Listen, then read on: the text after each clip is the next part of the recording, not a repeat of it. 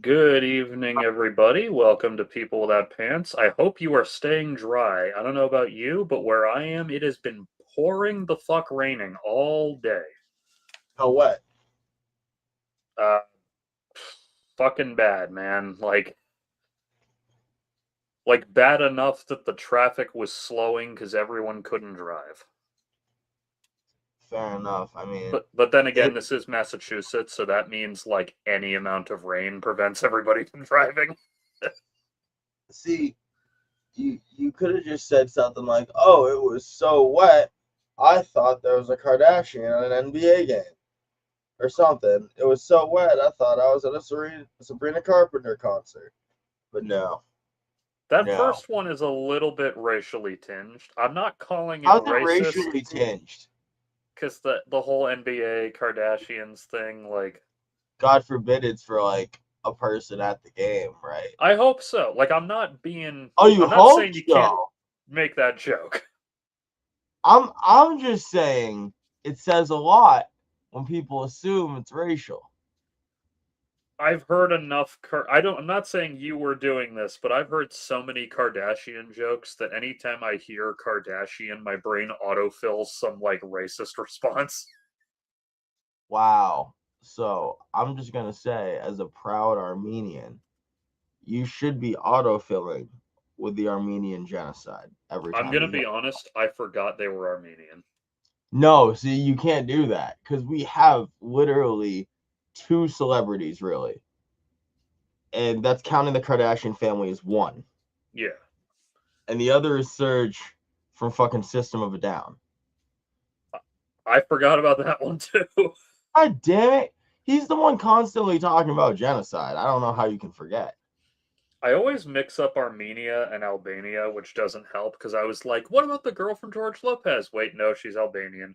What about Let no, me wait, put, Albanian. let me put it this way. If it's a really beautiful, racially distinct or racially indistinct woman, it's Albania. That is a distinct possibility. Sorry, I'm just checking something. My That being friend was said, talking to me. Americans are so bad at telling race, you might say Armenians are racially indistinct. So I don't exactly know if that was a good pitch or not.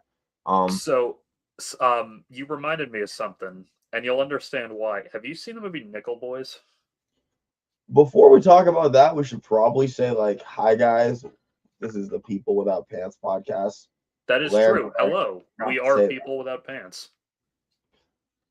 that is Larry Bear, Yes, and and you're I Nick. am Tom from Facebook.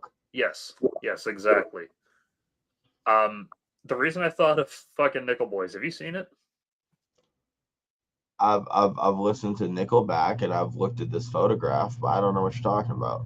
Nickel Boys is it's a movie that came out a couple years ago about like a black kid in the 60s in Florida who gets sent to reform school for no fucking reason, and the reform school's like psychotic and abusive and everything. No, Okay. I wait. I think I've heard of this reference because it's like really sexual, right? No, you're probably thinking of Saltburn, which is also a movie about a boys' school.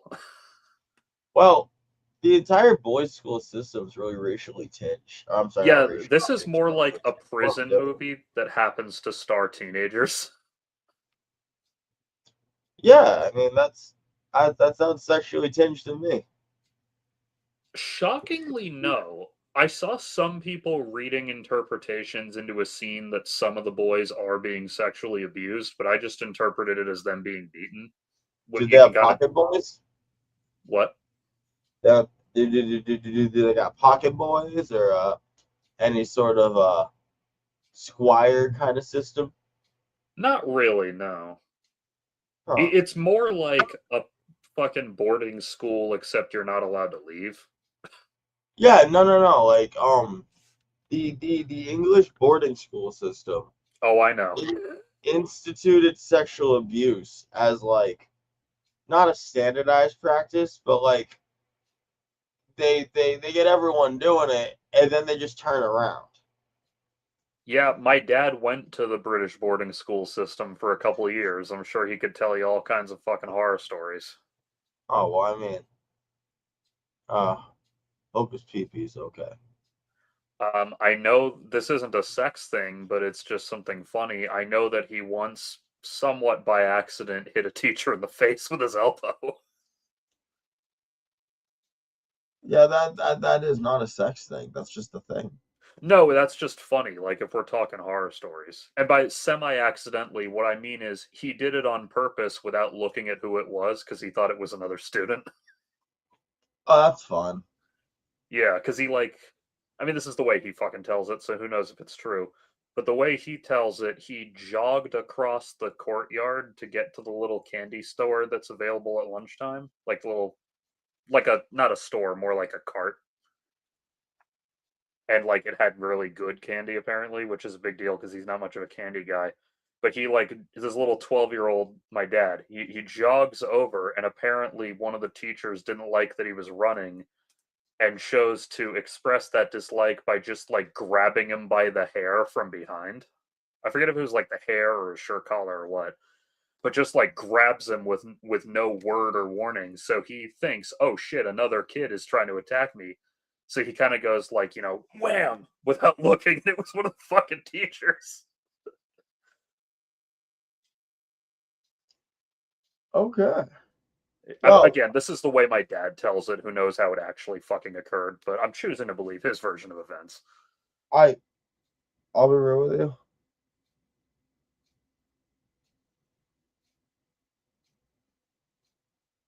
No context, man. I don't know your dad like that. Well, I know him well enough to know that he exaggerates the truth in his fucking stories. So, Well, to talk about something that people might actually know about. What's on the docket today? You got anything specific? I've got some movies to discuss. I've got an amazing book I finished. When you say discuss, have I seen them or do you just want to like what movies we talking? Well, the ones I definitely want to discuss are Obsession and Backrooms, and then I've got a few others I've watched recently that you might have seen. All right, all right. Lately, I have just not had the time to watch a bunch of movies. Yeah, I these are all like relatively old, like a few years. fair enough, fair enough. I actually wanted to bring an interesting talk to the table today. Please do. Something we all know and love are people that do not, excuse me, I'm dying over here, That's are okay. people who do not understand satire. And I ran into an interesting little instance of it today, and I feel like I did my intellectual good deed for the day. All right. So lately, I've been reading the 40K books. I'm on like the third of the Horus Heresy. Nice. Yeah, they're decent. Um, I can see why people really like this as a franchise, but upon being 3 books in, I can say something pretty clearly. No one understands subtext, and it's really fucking funny. Um, Just to ask, is Warhammer one of the stories that eventually makes the subtext text because the people didn't get it? well, it's it's actually more the opposite. Okay, This is where it's interesting to me. So, you want to do me a favor and pull an image up on the screen? sure. By the way, I forgot to get to the point when I was saying the thing about Nickel Boys. The only reason I thought of it is because it's I just need to say this before I forget. So because Autism it's is real. Florida in the 60s, the school is segregated, right? Oh, dog, I got no idea, but sure, sure. Well, this is okay, it's segregated. If Okay. not officially, then unofficially. And yes, the black students live in the shittier part of the school. Anyway, there's one They student at live the in the school. yeah, because it's like a reform school. Like it's essentially juvie. They don't have like a boarding house. Well, they do, but like the boarding house for the black kids is suspiciously a lot shittier than the one for the white kids. Yeah, that's just yes. Yeah. So one of the students is Mexican, and there's a running joke throughout the movie that he keeps being shuffled between the two because they can't decide which one he goes in. This is what you paused me for. Yes, because I was gonna forget if I didn't say it. Anyway, pull up what Boo! image? Boo! Boo! What am I pulling up for you? Boo! All right. If you want to type in 40K punk wall. Punk wall. Yeah, that should be what we're trying Google to go. Images. It's trying to autocorrect me to pink wall. Nope. Okay. Well, I put in punk wall, and this is what I got. What am I looking for? First one. This one right Bang. here. Yep. So I see this posted inside someone doing like a video meme where it's got like a Chad with a 40K helmet talking about kill all mutants, haha. And I'll, I'm sitting here and I'm like, one, it's not a mutant. You're not great at your own lore. But besides the point, because who fucking cares about correcting people? What I care about is the interesting, completely missed idea. So let's look at Exhibit A now. This is early art from the first edition of Warhammer 40K. Now, I So want that's you to from like notice, the 80s, right? I want to say, if not late 70s, this is real early Okay. shit. I want you to notice the sizes. Yeah.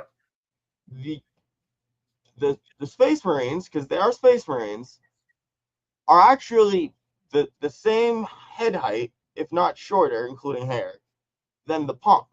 Yeah, the armor is built onto their like normal frames.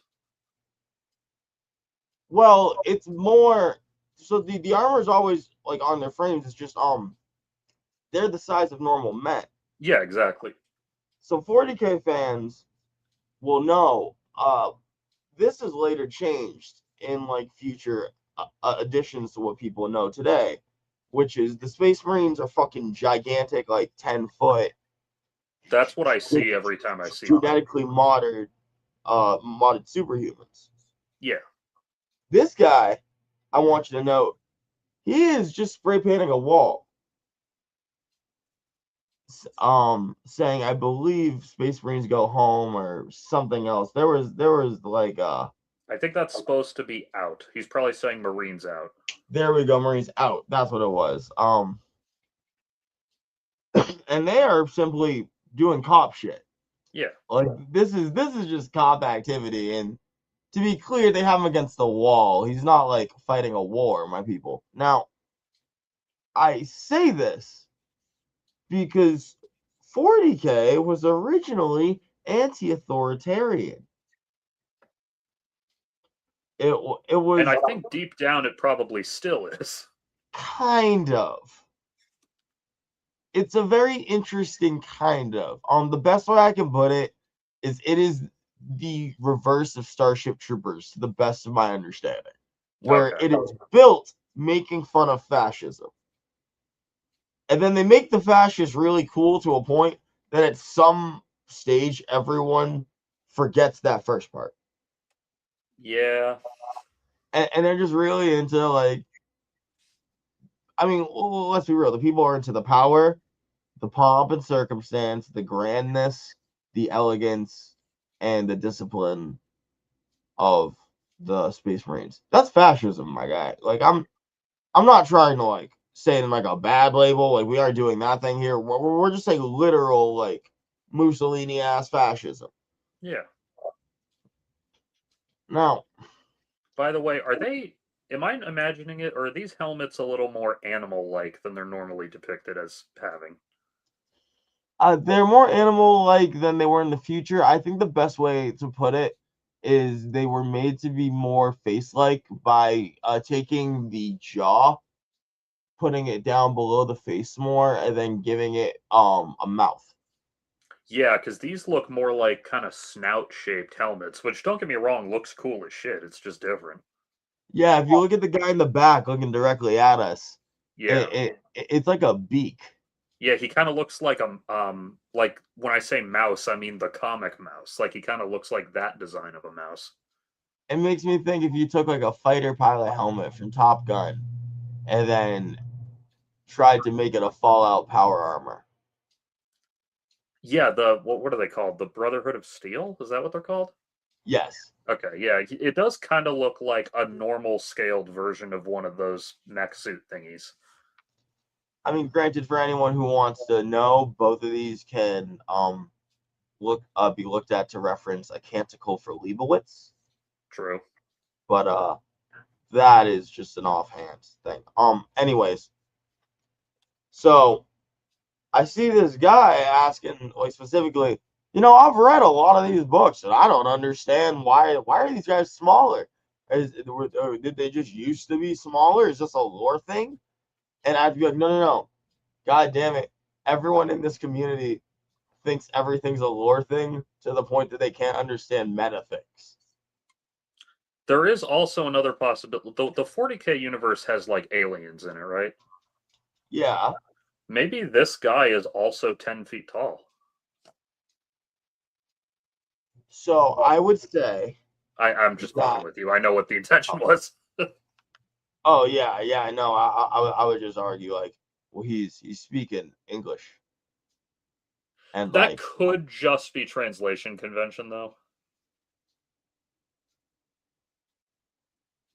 that doesn't sound like a Xeno to me. That sounds like a human displaced in space. Probably. I was just I was fucking around. Fair enough. But like, yeah, no, like I'm only 3 books into this, and I'm like, oh, half of this just can't be trusted, in like a fun way. Yeah, yeah, like unreliable narrator type way. Unreliable narrator, um, unreliable universe as a result, because the narrator is running with the fascist narrative given by the Imperium. Yeah, so like the books are kind of in universe propaganda almost. Yeah, Okay. sometimes. Or like, okay, so Star Wars does a lot of that, so I'm familiar with that concept.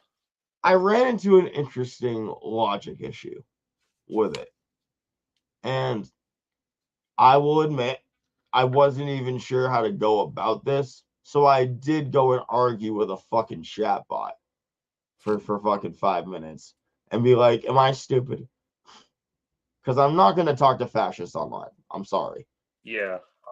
Um, but Sorry, I just took that down because I'm Googling something. you're fine. Uh, when you're ready, I have another thing for you to throw on screen. But Yes, but before I do that, do you want me to leave Punk Wall open or do you no longer need that tab? I don't think. I'll leave it. Fuck it. It's Yeah, not like leave it. it's not like Chrome fucking limits my tabs. What do you want me to look up? Just the Emperor. Just pull up the good old Emperor. Oh, I know this guy. Emperor of Man, right? Is his name? Yeah. Yeah, And I've seen a number of we edits should of look at this a few of these. motherfucker. We should look at a few of these photos. Oh, guys, by the way, I'm gonna give you like spoilers for shit that people don't even consider spoilers. Because read the fucking book, you loser, if you want to. Yeah, if the book's that old, you're kind of Yeah, like where we're beyond spoilers, we're just at lore. But hang on one sec. I just want to take that down so I don't spoil another discussion topic. ooh, I like that. I like that energy. I like that energy. Because this is a fun universe. I'll give Got you a hint of what the topic is. My display name is a reference to it. it's funny because literally that's the name of one of the critical characters in this franchise. Abaddon. Yeah, I'm assuming they're referencing the same thing that my thing was referencing. yeah. So this guy, as you can see in the bottom, we got fucking people making giant lore videos because no one really seems to or like a lot of people seem to not really process how this thing works, which I think is fun. By the way, this Warhammer logo makes the franchise look more like a military game than a sci-fi game, and I don't know if that's intentional or not. It is a military game. Well, I know, but like this font design looks like something you'd see in like a Call of Duty type. I think Call of Duty emulated the military style that Warhammer always went for, because it's I'm always sure that they were a source of it. Yeah, I just mean that this font makes it look more like modern day, comparatively real world military. Like it's just not. It doesn't have the same like sci-fi flair as this armor. well. It's interesting because like the sci-fi to me seems more like flavor to tell the story. I mean, yeah, basically, that what is a genre if not flavor to tell a story?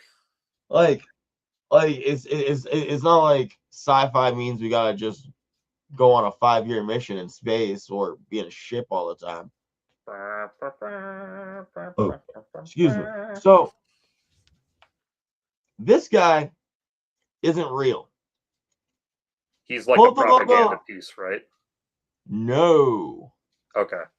Pull up the picture next to the skeleton. This one right here. Nope, the one to the left of that. That one. Here, I'll make it bigger. That didn't work very well. There we go. Now this is an interesting image, and I'm going to use it for a totally different purpose than the author intended. Okay. But I got knowledge, so let's fucking go. Fun fact. The guy on the left isn't real. What he looks like is the guy on the right. So it's the Mr. Wizard thing, like this is the wizard and this is the man behind the curtain type of thing? Yes. Okay. But it is psychic. He is psychically Ozing the universe. Okay. He is psychically Ozing the universe. There's a couple people who can see through it, but he is a 5'10" dude. So he's like psychically projecting a different image? Yes. Okay. So I was going and fucking thinking about this. Because they talk about all the mental powers that this guy has. Because he's the most powerful telepath that ever exists. And listed in like books and shit, and like I went through like the wikis and stuff. I haven't gotten to these books yet. I will eventually. They're like, oh, he's got biomancy. He can control his physical form. That's why he's out here being 14 feet tall. That's why he's out here doing all this. Technically, we all control our physical form to some extent. Nah, but he's got like mental control over his cells. Oh, so he can just like spontaneously grow and shrink type of thing, or what? That was the claim. And I was like, okay, but I'm reading a bunch. And people sometimes who can see through psychic shit see a 5'10" dude just chilling. And I'm like, no one's gonna turn 14 feet and then unturn 14 feet. Yeah, I mean, he might have biomancing powers, but it sounds like they're unrelated to his telepathic powers. Well, it's more his biomancy powers, or this dude just doesn't die. Like, he's just keeping himself in. I don't know what the cell word is, but let's do all the keto people fucking whammy and say ketosis. Homeostasis, maybe? I don't know. Yeah, but all the cells are chilling in perfect ketosis. And fun fact, the Emperor of Mankind always gets his cheeseburger with no bun. Fun fact, the Emperor of Mankind says, eat all the bacon and butter you want, but that piece of bread will murder you.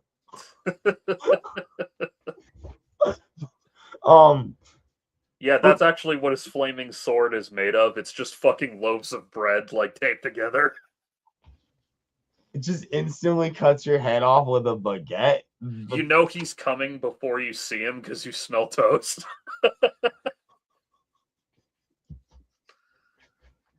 That's why he's the fiber of mankind. One guy smells toast and says, "Oh fuck, the emperor's coming," and then realizes, "Wait, no, I'm Yeah, just having a stroke." Oh, thank God. I'm just having a stroke and dies. Were his last Just dies with like a relieved smile on his face. Ah. Hold on one second. Yes?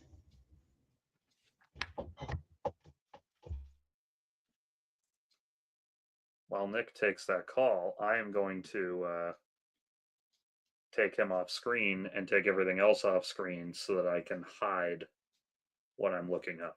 Because I don't want you bastards getting any more spoilers about the news. God damn it. If you want to know the news, you go to a different channel. Here, you listen to a couple of dumbasses talk about Warhammer lore.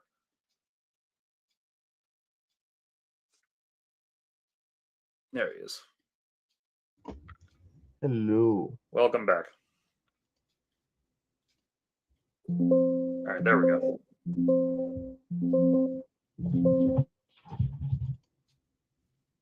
Already. What would you say about dumbasses talking about Warhammer lore? Oh, I said if you want the news, you go to a different channel. Here is the channel for dumbasses talking about 40K. No, we don't have a fucking topic here. Let's be honest. We just talk Yeah, about that's fucking true. Our things. topic is like nerd shit / whatever comes into our heads. Our topic is we should have better topics. Yeah, But well, that's why I I don't know. try to come up with ideas before we get here, but then sometimes my brain takes me somewhere else. If anything, we gotta make scripts or presentations. True. Gotta do it better for the people. Anyway, so the Emperor But Man is a normal guy who psychically projects this image to people. yeah, he's Okay. Isn't he like tied to his throne or something? Isn't that a thing? So that is a thing. If you want to back out or go back to the other photos, rather, eventually it turns into the skeleton. Yeah, this thing. Yeah, but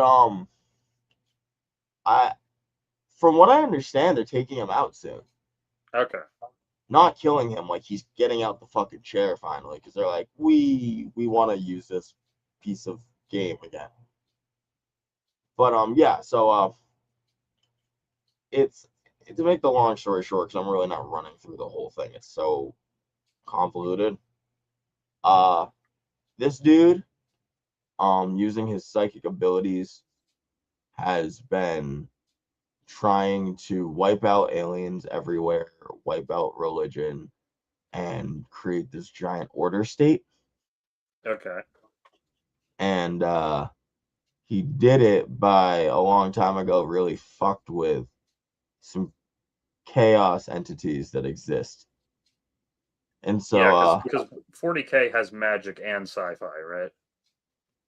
40K has calling it magic is interesting. It's more like yeah, it's simultaneously magic and like science we just so don't understand, but theoretically, I guess you could. Yeah, I mean that's whenever they want a logical explanation for magic, that's the one they whip out. Pretty much. Well, it's like it's like what would you call transdimensional kind of shit magic? Like at a certain point, I'm like I don't know what to call it anymore. It's a bunch of wacky shit that doesn't exist. That's all that matters. I don't know what does exist. I, I just want you to imagine pitching a platypus to a random like anyone in like the year 1830 living in Alabama. I want you to pitch a platypus to them. That is true. Um, not to spoil anything, but one of the movies I'm going to talk about actually has a line like that, uses the analogy of like, imagine if you described a dog to a person who'd never seen one and then asked them to draw it. Yeah. which we actually don't. That's not even hypothetical because we have many instances of that throughout art history. I do think it's weird picking a dog because, like, we've been with dogs for millions of years. Yeah, I mean the guy who said it was just using an analogy, but there are actual like medieval artworks of like a dude who had never seen a cat before trying to draw a cat only from description. Yeah, rich people with nothing else to do. Like, why would you go out and find the cat? I think I forget. I mean, there's multiple instances of this. The one I'm thinking of, just the part of the Earth they were in didn't really have cats. Like I don't even remember what part of the Earth that was, but Fair. it was 1,000 years ago. Like some traveler had seen a cat and described it to someone. It's weird how cats domesticated humans, but humans domesticated dogs. Yeah, Cats don't do anything for you, dude. You just do things for them. I mean they eat your mice. That's useful, I guess. Not all of them. Like, that is distinctly not all of them. Yeah, my friend has a cat who will fetch. Like if you throw the toy, the cat will run and get it and bring it back to you like a dog. I'm about to say the most controversial opinion Oh ever shit. said around Oh people without shit. pets. When it comes to pets, a pig makes a better pet than a cat. I think I might agree, but elaborate. I mean, think about it. A pig is intelligent, loving, capable. They could do tasks, tricks. They could be trained. Just because people eat them, they kind of put this box around the animals they can eat in America and are like, these are different. Hell, even like people get weird about eating horses here just because horses are borderline pets. Yeah, I mean, like, as much as I hate to give the vegans anything because they can be annoying about it, they are kind of right that it is better to not eat animals. But that doesn't mean that I think you're a piece of shit if you do, because I do, and I love eating animals. They're very tasty. Why is it better to not eat animals? It causes less suffering for animals.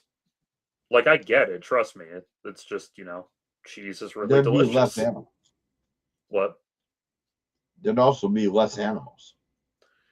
Yeah, I mean, that is kind of the thing. You could argue, like, oh, it's good that there's more cows, but then you could also argue, yeah, but the cows live in shitty conditions. Really, what we need is, So you're saying it's ethical farming. yeah, really what we need is the Star Trek replicators to make us our cheeseburgers so the cows can just wander the field doing whatever. If you get replicators, I'm turning to Cisco. Well, Cisco does use the replicator. It's just that when he has the option, he doesn't use it. Not in his house.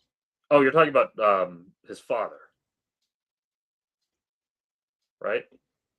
Well, Cisco almost always cooks dinner. Well, he does, but like, I think that's more of a timing thing because I've watched episodes where he walks up to that replicator and orders a sandwich. So, Well, yeah, but that's not dinner. That's a sandwich. yeah, I mean, like, he definitely enjoys making the food himself. It's better. Yeah, it's just not like, it's not a religion for him the way it apparently is for his father. Though I haven't met him yet. I'm still on like early season 2. Or I guess like mid season 2. There was actually an anime very recently that dove into what you were talking about called Darwin's Game. There's a half monkey or half chimpanzee, half human, and there is a group of eco terrorists or vegan terrorists rather, and they're like getting all violent and shit. And there's a lot of debate on is it correct to eat animals, and they're like, well, morally, obviously, no. I don't really understand the stance. Because, like, one, if preservation is a thing that people care about, that's cool, right? And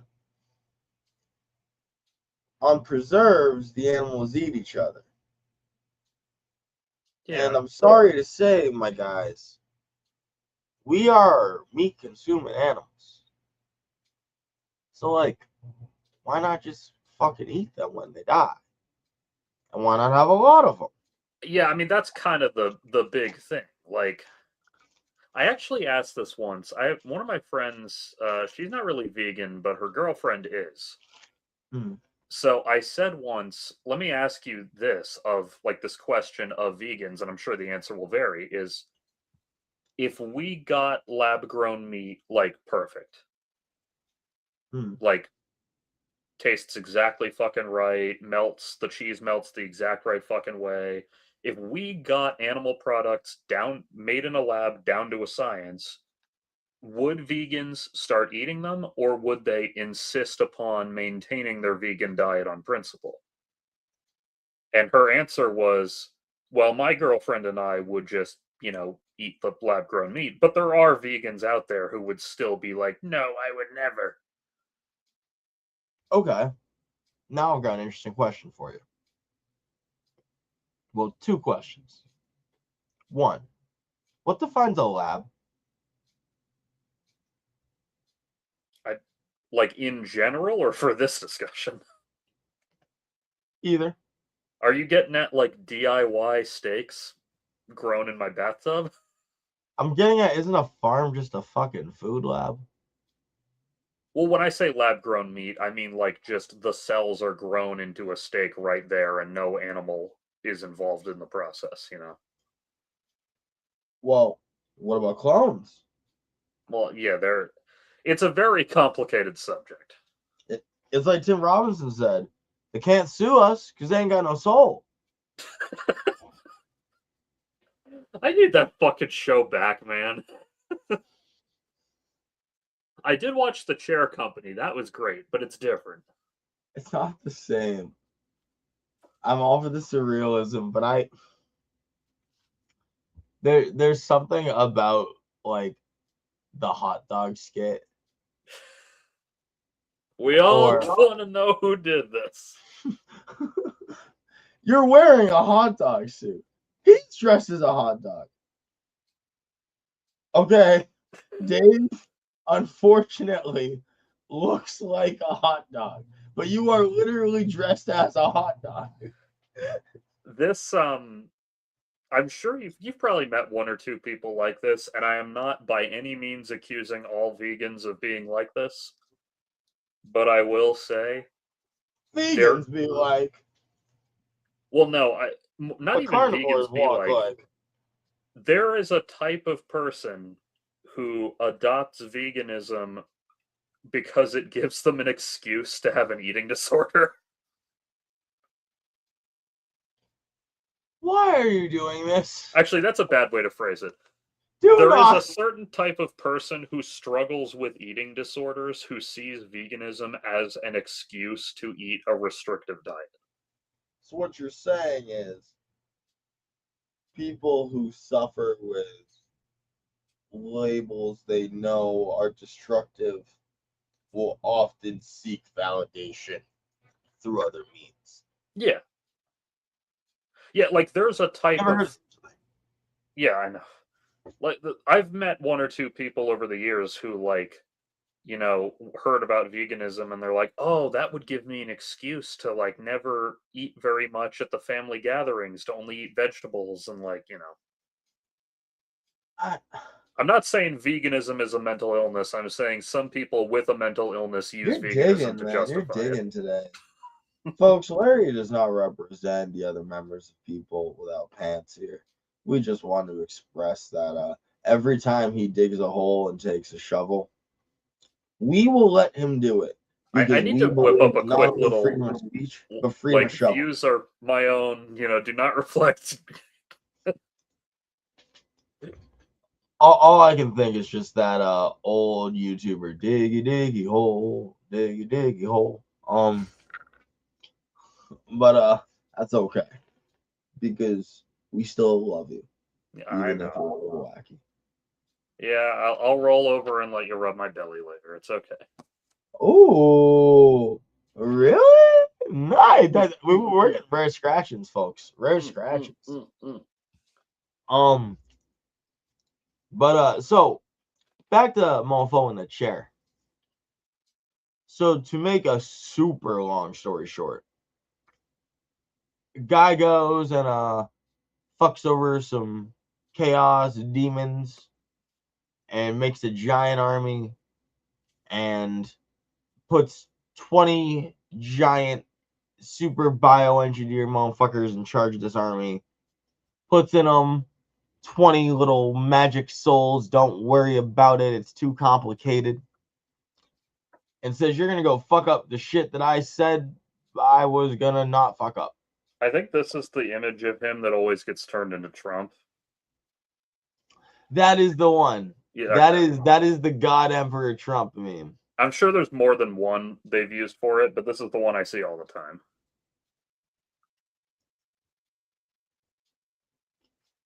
Yeah, because that's so. The only thing is, like, that's him in 30K. Because that's him before he gets in the chair. It's like, right. And then after a civil war where one of them 20 motherfuckers gets a bunch of the others to go and turn against him. Giant war, yada yada. He wins, but because of bullshit now, homeboy is hardwired into the chair. Yeah, it's like a life support system, right? Dual thing. He's simultaneously using it as a life support system, but also as like a giant what's the name of Professor X's thing? Is it Cerebro? Cerebro. This is Super Cerebro. I figured it had other capabilities as well. Yeah, that makes sense. Yeah. And like the whole idea is like, oh, he's stuck, but he's alive and he's doing a bunch of shit. But they've been sacrificing 10,000 psychics a day to this dude for like a 1,000 years. Yeah, the 30K means 10,000 years before 40K, right? Yes. That's what I thought. Yeah, So this no. guy's immortal. Yeah, because the whole psychic doesn't body chilling thing. Yeah, he's like forcibly rejuvenating his own cells, basically. Yeah, like he can heal himself. He's fucking Jesus and Genghis Khan, and like he's fucking Vandal Savage on crack. Yeah. Like he's Vandal Savage and Professor X had a baby. I see why stupid people think that Trump is this guy. Yeah, you can also see why stupid people think this guy's super like omnipotent. But like, I'm sure that's what he wants his people to think and his enemies to think. yeah. But it would be cool if people could understand what propaganda is and how lore should work. And like we should understand this is a super cool character. Yeah. He's not telling you all the truth all the time. Like, God, why can't we enjoy a character and not necessarily validate their viewpoint? He's part of the fucking Rorschach club of characters who are too cool for the viewer to get what the fuck the point of them is. Like, he's part of the Rorschach Club, but I feel like he's like a special member. Like, Yeah, he's like treasurer. yeah, no, he could like, okay, because that club can actually, does Rorschach run the club? Honestly, Rorschach isn't anywhere close to the first instance of that. He's just one of the most obvious ones. What comes to mind for me first is V. Well, that's harder because V, despite some of the really twisted shit he does, is ultimately the hero of that story. No, he's No, the Evie's the hero, anti-hero. but he's the yeah. But You he's like the cannot, protagonist to some yeah, extent. You cannot kidnap and torture a human being and be the hero. I don't fucking Yeah, no, care. he's not heroic, but he is, if nothing else by default, the protagonist. Yeah, he's the protagonist. He's an anti-hero. It's fine. He can be doing a good thing and a bad thing. That's okay. That's why I kind of said Evie's more the hero. Oh, I didn't. You would cut at that point. Yeah, no, Evie is the hero. That is 100% the case. Yeah. Because, like, the whole point is that Evie will carry on his mission, but, like, without letting it blacken her fucking soul like it did for him. Despite going through some of what he went through, Yeah. she would reject the philosophy. I It's think like the movie toned it down a little how bad the treatment was, but maybe I haven't seen it, so I might be wrong. she's fucking Nightwing. Kinda, yeah, except a little more damaged than Nightwing was. I like to think Nightwing's really damaged inside. He just doesn't talk about it. Like Yeah, I feel like that's why he doesn't connect with people as much as he'd like to.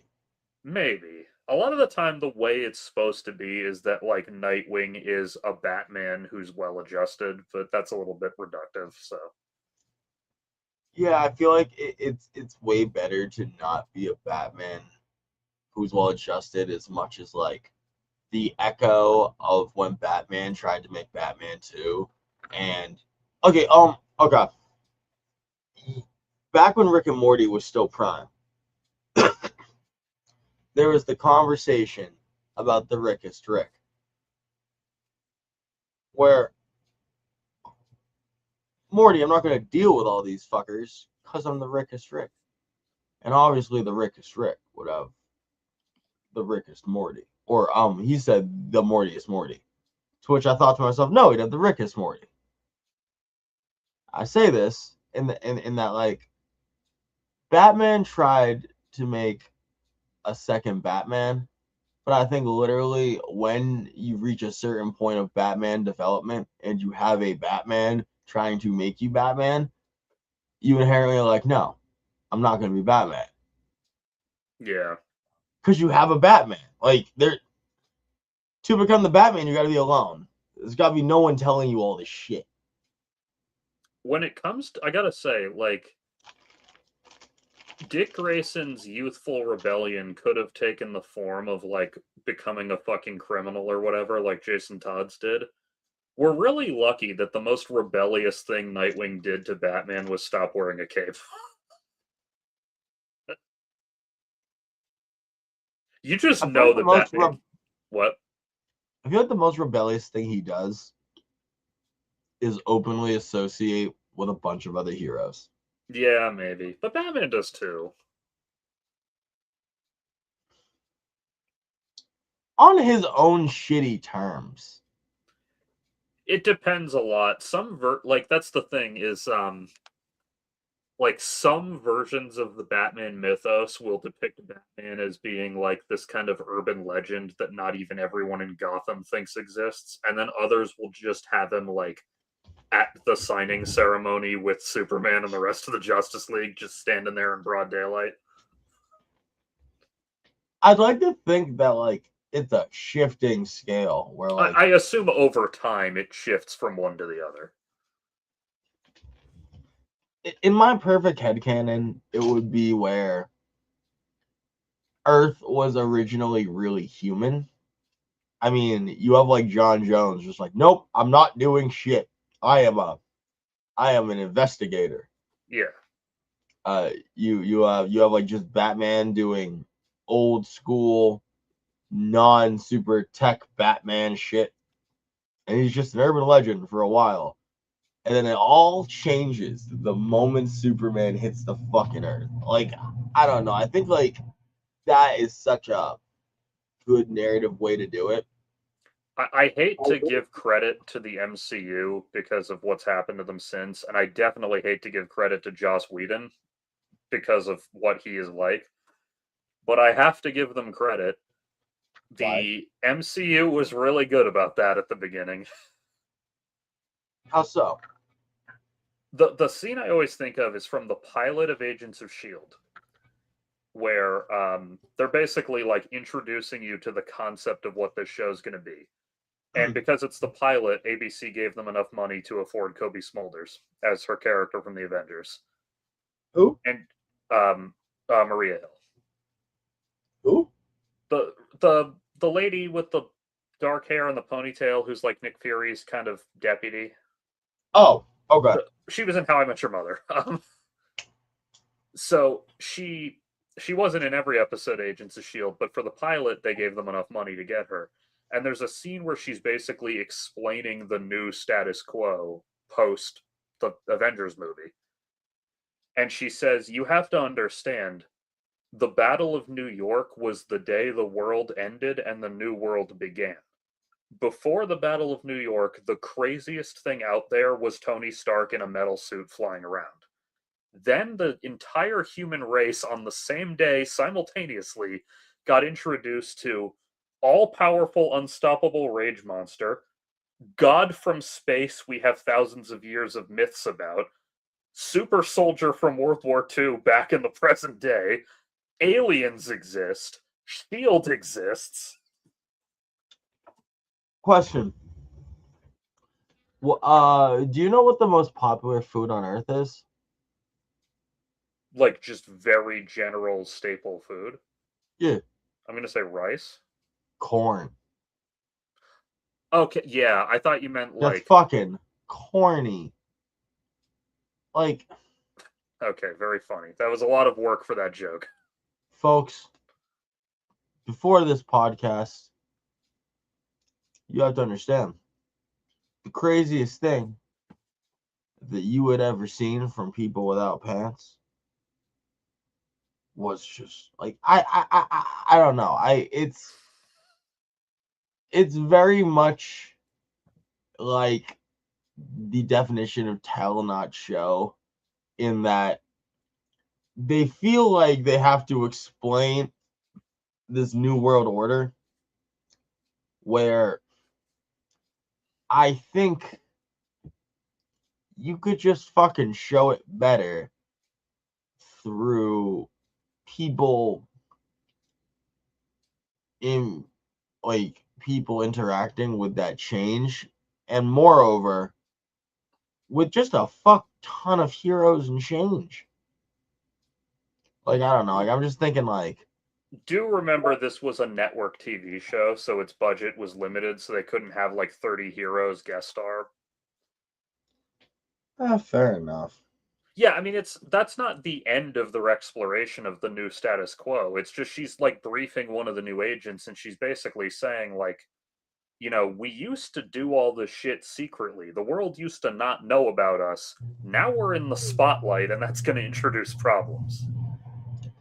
Fair. I mean, I more want to see like a new fucking world order, in that, oh god, we have moved from humans with weapons to humans that are weapons. Yeah, actually, I hate to give more credit to network TV, but the Arrowverse was somewhat good about that, as much as their budget would allow. Or more accurately, Arrow specifically was good at gradually introducing you to wacky comic book bullshit. I just need, and I know what you're gonna say to this. Do not tell me Legends of Tomorrow. I just need a fucking actual slow burn Vandal Savage. Yeah, Legend of Tomorrow's Vandal Savage wasn't very good. I liked the actor who played him, but I didn't think they did much with him. Fair enough. Yeah. Also, they tied his origin into the Hawks, which is fine, but that means that he's like fucking 90% younger than normal in this version. Like in this version, he's only Beyond. 4,000 years old. Ew. I don't want that. At least assuming his Egyptian identity was his first, which I think is what they said. But the actor was good. The actor, actually, he was well cast ethnically speaking, because you cannot fucking tell what ethnicity he is by looking at him, which makes him perfect for the role of Vandal Savage. I guess. Well, because remember, Vandal Savage has to pass as like all these countless historical figures, which means he has to have a very ethnically ambiguous look to him. Like, it's not often you find a guy who looks just right that he'd be believable as a Mongolian and then a century later believable as a Frenchman. Or not a century, a millennia, rather. Like, you need a really distinctive, ethnically ambiguous motherfucker for the role of Vandal Savage. I wonder if you tested that actor, how much of his like genes are Neanderthal. He's Danish, I think, for whatever that's worth. He doesn't really look Neanderthal. He just looks, because there are dudes who have facial features that harken back to that. But he doesn't really look so much like that. I'll pull up a picture of him. I forgot that I have the internet in front of me and I can do whatever I want. What's the answer?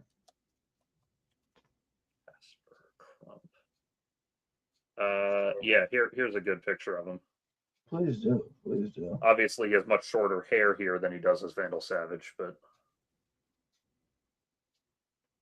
Oh, there's him as Vandal Savage right there. See, he just looks Mexican to me.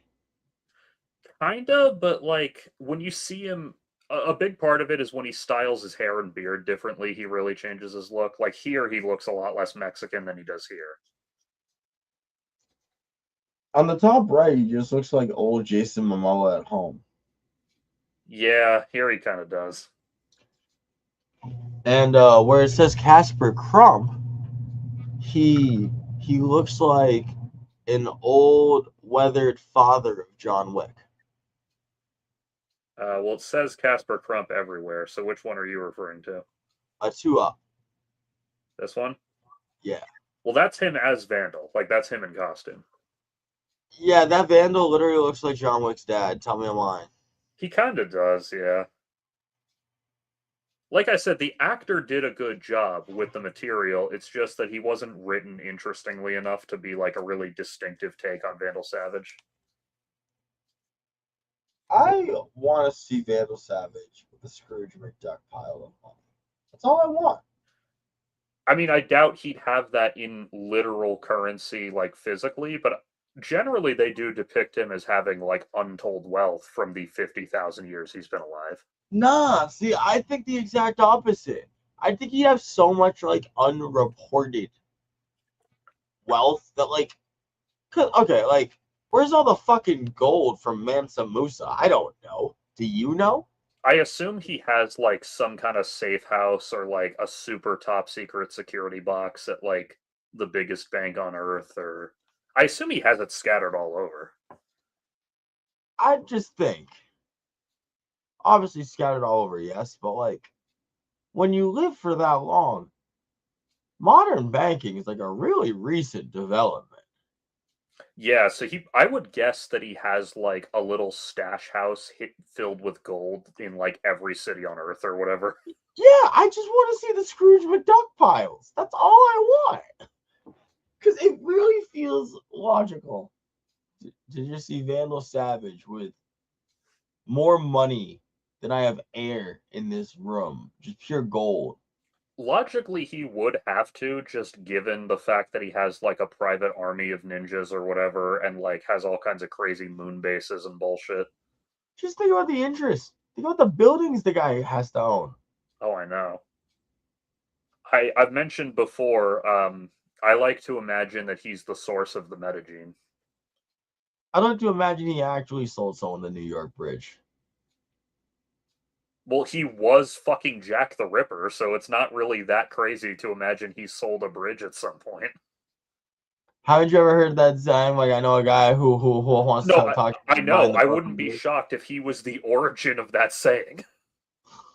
Because he actually did sell the Brooklyn Bridge. Like that would be great. That would be great. Well, I mentioned a few weeks ago, there's that one random comic from the 90s where they revealed that one of his many descendants is Roy Harper, and then they never mention it again because it's never relevant again. they don't know how to use him, and he's one of the coolest ideas ever. Yeah, that was like a one-off issue too. They just like for that one story needed a character to have like some DNA match to Savage, and they were like, Roy, he's his fucking 25th great grandson. We're never gonna make use of that again.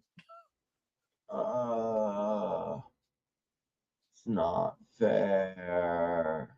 I've also mentioned I love when they draw Vandal Savage with like just slightly simian facial features. Like just like a tiny bit extended jawline type of thing. Hear me out. Great Vandal Savage idea for a storyline. See, you know how like when he has kids, they normally don't get any powers. Or if they do, not the same ones he has. Yeah, Yeah. I think there could be a really fun story about him fucking his way around China trying to make a super kid, and it didn't work. But as a result, yeah, thanks, Genghis. Well, I mean, yeah, you could make the argument that that's what Genghis Khan was doing. Well, Genghis Khan just he wasn't fucking his way around China as much as he just had a harem of China. Yeah, and some of them were probably even there of their own volition. Some. I always find it very complicated to even consider how people in those positions would feel. Because, I mean, like, hypothetically now, what if God wanted to fuck? Would you want to? Well, I mean, I'll put it this way: there's a lot of atheist meme pages asking that question about Mary Magdalene, or not Mary Magdalene, Virgin Mary. What, did she fucked God? Well, more like, is conceiving that child with her without her consent a rape? Which I would say, yeah, kind of. But but the whole point is there was no conception. Well, he still had to like put the spark in her womb or whatever. Like he didn't He fuck didn't. her, but he still Okay, had to okay, but like. to be okay, yes, but to be very 100% clear, the omnipotent being does not have to go through your pussy. Yeah, well, I mean that is kind of the problem with that. As much as I love that joke, the problem with it is that we're talking metaphysical concepts beyond human biology, or frankly, even human understanding. So And sometimes the internet atheists just act like they don't understand that concept. It's like, buddy. yeah, I mean, it is very much, at least when you're intelligent, a joke to say, "Oh, God's a rapist" because he doesn't conceive children the way we do. But Oh, I heard something the other day that I wanted to ask you about. please do. So, you've been in these internet atheist circles for a while. How does it feel to have all your people kind of just end up in a weird place about simulation theory and AI? Well, a big part of why the new atheist movement fizzled out, even before those issues, was that a lot of the proponents of it turned out to be cranks on other aspects, like either other political issues or even maybe on the same issue, like Richard Dawkins, for example.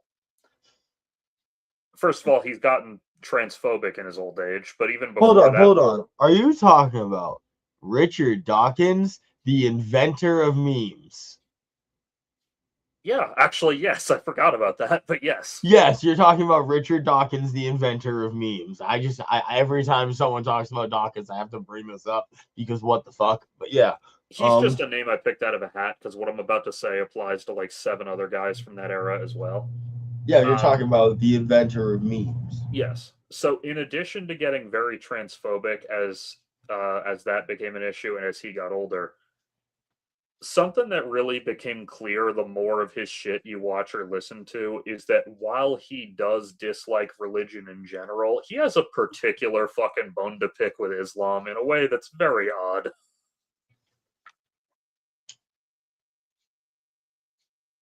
I often find that it's like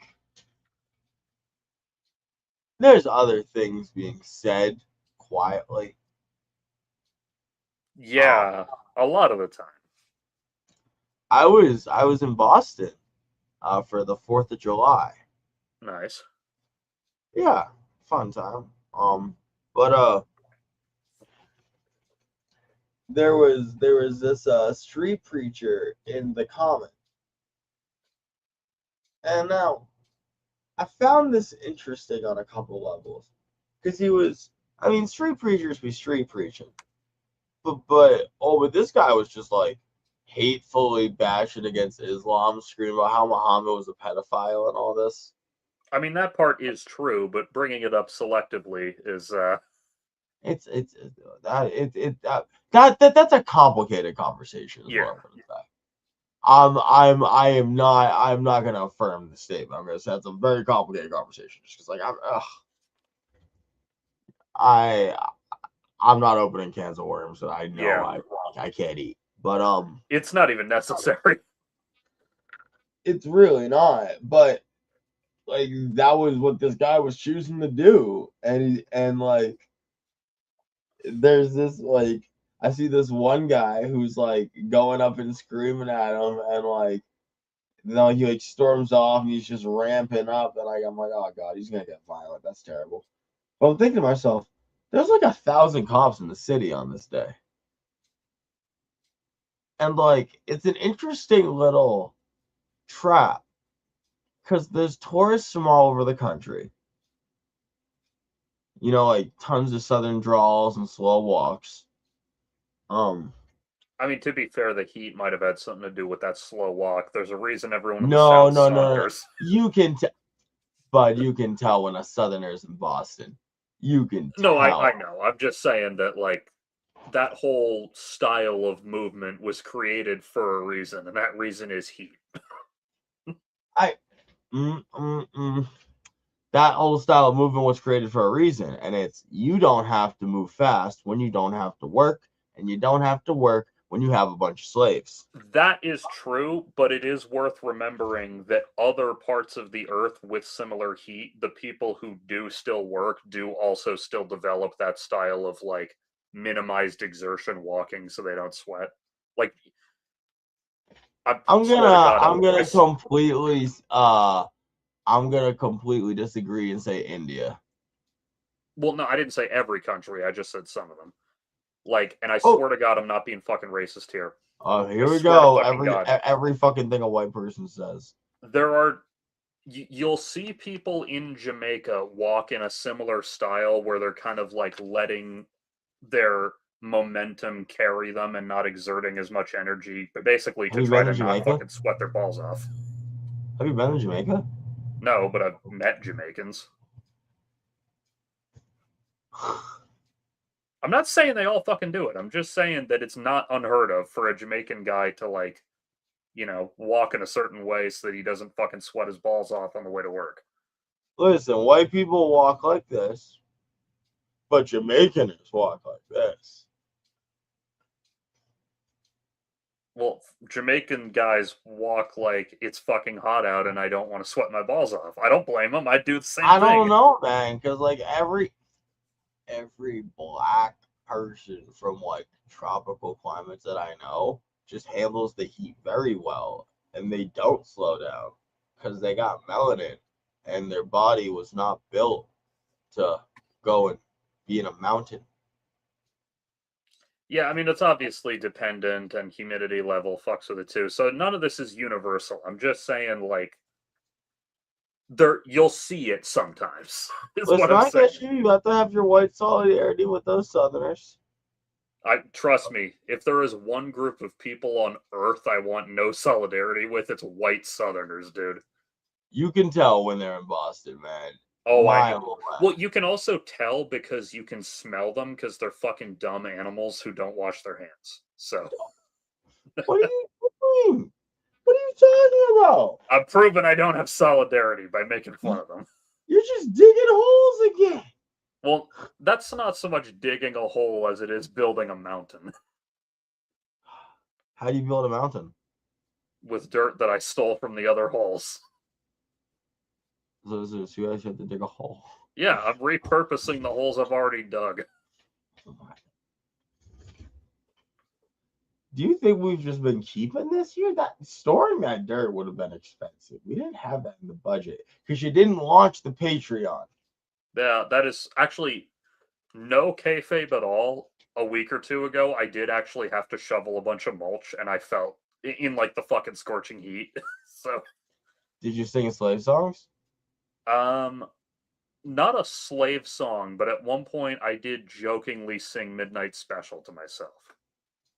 Never forget, folks. You can sing slave songs no matter what race you are. They're called pirate shanties. True. I don't. Didn't most of the slave songs, quote unquote, just get turned into blues songs? I mean, obviously not every single one, but like some of the really notable ones got turned into blues songs a few decades later. I'd argue more. Okay, most of what you'd call slave songs got turned into gospel music, and a decent chunk of gospel music got repurposed into blues because those were the people with the access to the pianos. A lot of them became folk songs too, as well. Well, they were already folk songs. What is a folk song if not like bro? The folk were slaves. No, I meant style. Like they became like 60s era fucking Dave Van Ronk type folk songs. They were gentrified by white people and sold with acoustic guitars. Well, first they were reappropriated by other black people, and then they were gentrified by white people. No, you did not miss the section about obsession. Don't worry. Oh wow! I see you're out here chatting with the audience about our topics before you're chatting with me. What is this? Oh, nothing. I just said I have a story to tell you. I'll tell it on the stream. Hell yeah, just got back from dinner. Yeah, I had fucking Really taco from the food court for dinner. What's her name? Very funny. The name fuck it, this doesn't dock me. It was a restaurant called Trainwreck Tacos. I like how you're so scared to say the name. It's not that, it's that I have like friends and family who live near me and I don't want to drag them into my internet antics. I don't think naming a business drags friends and family. No, it doesn't, and that's why I ultimately decided to do it. It's just that I don't want to give too many clues about, like, I'm okay saying the general area where I live, but I don't want clues that can let you pin down my fucking address. You give way more clues than that, Buck. Like, I don't know what to tell you. You've already triangulated yourself. Yeah, that is true. My address is 376 full of I mean, you're the one who went into the internet debate talking about I don't hide myself. Well, I don't hide myself, but you know, I'm sympathetic to like my grandma not wanting to get involved in this. I'm sorry, Peter. If you expose yourself, you expose your grandma. You know, it does help that my grandma does not have the same last name as me, so. That's not her name? What? That's not her name. Is that a reference to something? Did you know that song? They call me Stacy. That's not mine. Are you serious right Oh now? my god, I haven't heard that song in probably 15, 20 years. What are you talking about? You know that song. I do now, but I don't think I've thought about it since I was in like middle school. Holy shit. That's not my name. That's not my name. Oh my god. I live in Omaha. Dude, if I lived in Omaha, I would find the nearest body of water and walk into it with fucking rocks in my pockets. Bro, I literally did live in Omaha. It was dog water. Yeah, exactly. I didn't know it was Omaha specifically, but you know. Well, it was right outside of Omaha, and fucking there's nothing there to the point I might as well just say Omaha. I mean, like, it's one of those things like I live in, like, the Cambridge of Omaha. Yeah, where, like, every city around it just gets called Cambridge. I Like, the place I used to work at in Cambridge was so I lived like a 2-minute walk from there, but because it was right on the town line, I would literally start my 2-minute walk in Somerville and end it in Cambridge. that's not bad. Yeah, I mean it didn't actually affect me because like they all know how it works, but it was just funny that like, oh, I'm crossing the town line on this exact panel of the sidewalk.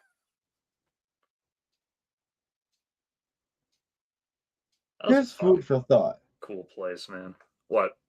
If you were in Somerville in December and it was icy on the sidewalk and you stumbled, right? One might say that you sprung into a fall in winter in Somerville. Yes, very funny. What, do you not think it's fun to spring into a fall in winter in Somerville? Uh, it's fairly fun. Also, I did actually live there in December too. Which is part of why I was like, okay. Okay, okay. That was the time you were there, and I just like drove fucking past you on the sidewalk. It's the grossest thing ever. I Yeah, hate it. I was getting fucking groceries, and I just like I see is that fucking Nick on the sidewalk? I thought you said you were at like a meat festival or something. That was going on. Like I said, hey, there's a thing right outside my building. You want to come? And you were like, oh, I'd say yes, but I'm already on the train or whatever. What I was actually going to was Market Basket. Oh, I get you. I get you. Yeah, I think it was like a food truck fair or something. Something like that. Yeah, like they'd close down the street for it or It's crazy how food trucks are just like getting more and more expensive. yeah, I mean, I've got that food truck thing we do every week, and luckily there the food is actually really good, so I don't mind paying $15 for it. I'm just tired of millennial food spots, bro. I mean, yes and no. I'm tired of their aesthetic, but I just can't deny the reality that a lot of those millennial food spots have better food than the chain restaurants. So Dog, first of all, some standards need to be set. I agree. If you sell me a motherfucking burger, you give me the motherfucking fries. That no, like I don't. This is Yeah, not a debate. This that is part is not like a absurd. reformatting opportunity for you. You don't get to add another $12 for me to get fries. And I swear to fucking God, dude. I get it.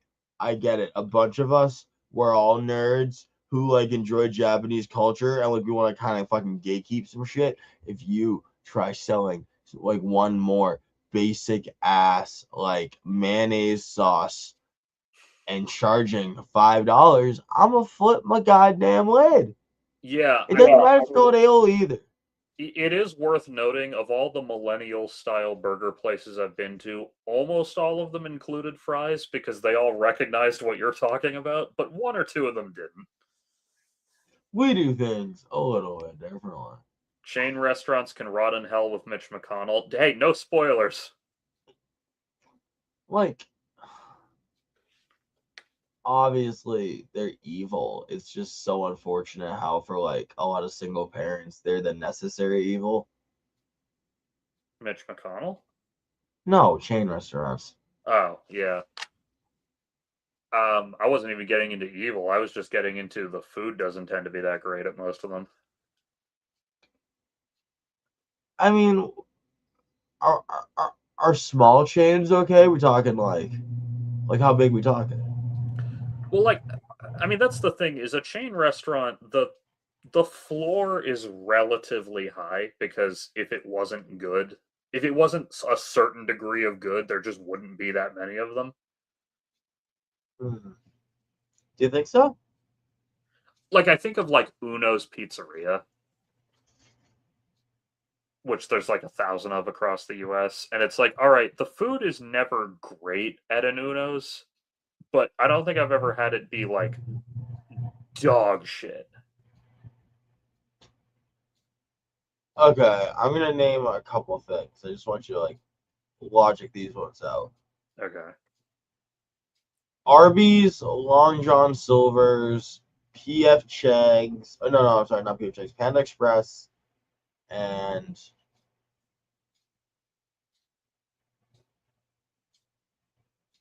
let's stick with those for now. Okay. I don't think there's necessarily a bunch of them just because the quality. It's I not think just that, but there is just the reality that, like, if every time you ate at Panda Express it made you shit your pants on the way home, like, that would eventually get out and the restaurant would eventually shut down.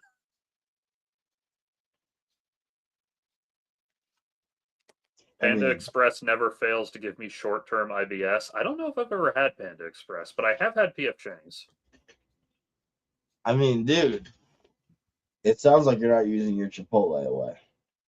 Chipotle is actually the only like fast food place that I genuinely like. What about Five Guys? Oh yeah, them too. Burgers and fries. Though I always have to get a single burger because if I get a double, the amount of grease like fucking dehydrates me and gives me a headache. I feel like in general you just don't drink enough water, then you blame your food. But that's fair. No, I drink like absurd quantities of water. I'm pissing like fucking 8, 9 times a day. Those are rookie numbers. Gotta bump up those numbers. I don't know what to tell you, but I just Tell know me that you're if I drinking eat, 11. like I'm sensitive to grease for whatever reason. If I eat too much of it, I get a fucking headache. And so a single patty burger at Five Guys is fine, but a double will fuck me up. Hoist upon this man a fuck ton of fries. Yeah, weirdly, it doesn't happen with the fries. The fries aren't the right kind of grease. Huh. Like it's meat grease specifically. You want to just eat a jar of tallow? Actually, no, that sounds really gross. I'm sure I got one right here somewhere. Yeah, like it doesn't look disgusting, but the notion of eating it just has me going like, ugh. Yeah, you know, just and yes, I do appreciate your I gotta drink some water, fucking Goodfellas joke in the chat. Thank you. That was funny enough to be deserving of a highlight. Goodfellas? I'm confused. You know the movie Goodfellas. I don't remember anything about drinking water. There's it wasn't water. I think it was Papers, but the cadence is what I recognize. You're talking about Jimmy Two Times in the Papers Yeah, I think it's because I've joked before, like I'm gonna get some water. Jimmy Two Times. I assume Jimmy Two Times has like Tourette's or something, or some kind of vocal tic. It might be OCD. Maybe, yeah.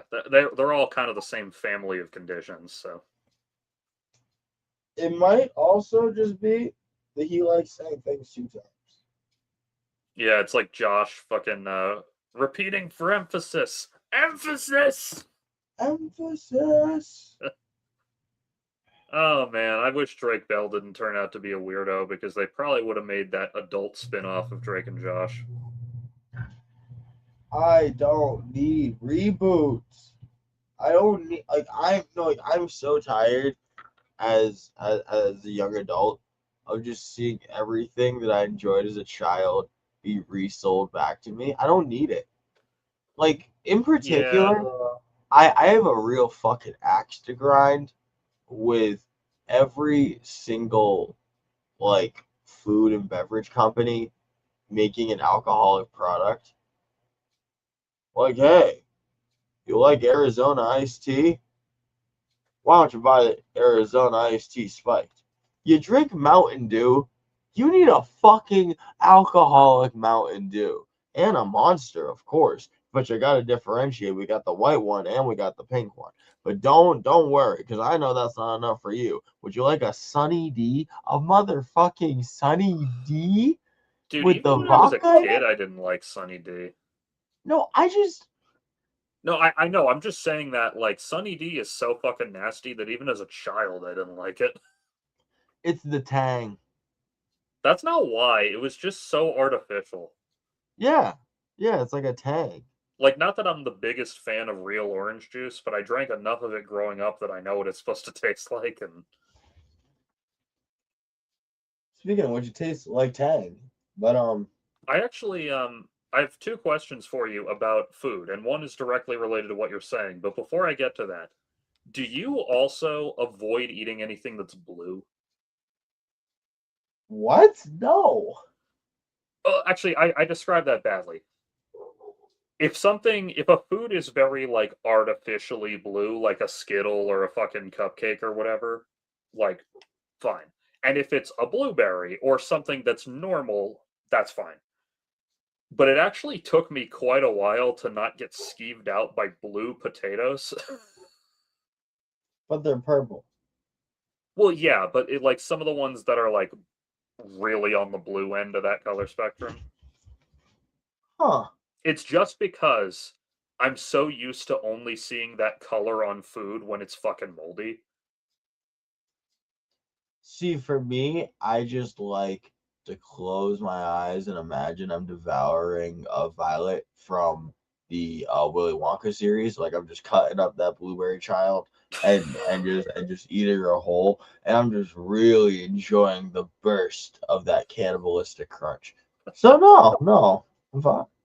Anyway, like it's not a fucking debilitating thing. I can get over it once I know what it is. It's just that like you don't see blue in food a ton in nature, so your body is somewhat or your mind is somewhat attuned to it. I'm guessing you also don't like blue cheese. I don't particularly, but that's for unrelated reasons. I bet you order ranch with your wings like a heathen. No, normally if I get something, well, depending on what kind of wings I get, frankly, I oftentimes get nothing or get like barbecue sauce or sweet chili or something. It's been told to me that where I banish the heathens, beyond there, there's a place where they banish those like you. And All right. unfortunately, that is where you must go. I thought I didn't eat the ranch. Like eating the ranch would at least be like doing something good for your wings. Well, usually whatever You put seasoning I barbecue sauce get on on my wings buffalo is so wings? fucking good that I don't need to fucking dip them in anything. Ah, no layers to your flavors. Well, again, I mean there are actually quite a few layers, but and I'm not opposed to fucking ranch. I just don't normally bother with it. Like I like dry rubs a lot too. Not that I'm opposed to sauces, but like I really love fucking dry rubs on wings. I mean, you don't like any lube or anything? Well, it's not that I don't like it. It's just a lot of the time it's not necessary. I mean, like, doesn't that shape? Not really. Like here's an example. As a side for my dinner tonight, in addition to the tacos I got a little order of chicken tenders and fries because I was like, I gotta find out what these fucking taste like at a taco restaurant. That's weird. What does that have to do with getting jerked off? Well, it was good, so I jacked off because it was so good. I guess. No. Talking about dry rubs. Oh yeah, very funny. Anyway, my point is that he said, "What sauce would you like on the side?" Yes, I did go over my head. Congratulations. And I said, "What sauces do you have?" And he's like, "Everything." And I'm thinking, like, cool, that doesn't fucking clear up my question at all, dude. But I just said, give me some barbecue sauce. Because, like, I don't know, why not? That means he's got sweet Thai chili. He's got garlic parmesan. He's got different levels of buffalo. He's got habanero. He's Yeah, but got he didn't want to explain that to me. God forbid you know what flavors are. And I didn't want to hold up the line. So I was like, fuck it, barbecue. So I got the barbecue sauce and I'm dipping my wings and my fries in it. And I'm like, these are good, but it's so good, I don't even need the barbecue sauce. Like, it's not that I didn't like the barbecue sauce on it. It was just like a hat on a hat. Like, damn, this flavor is good on its own.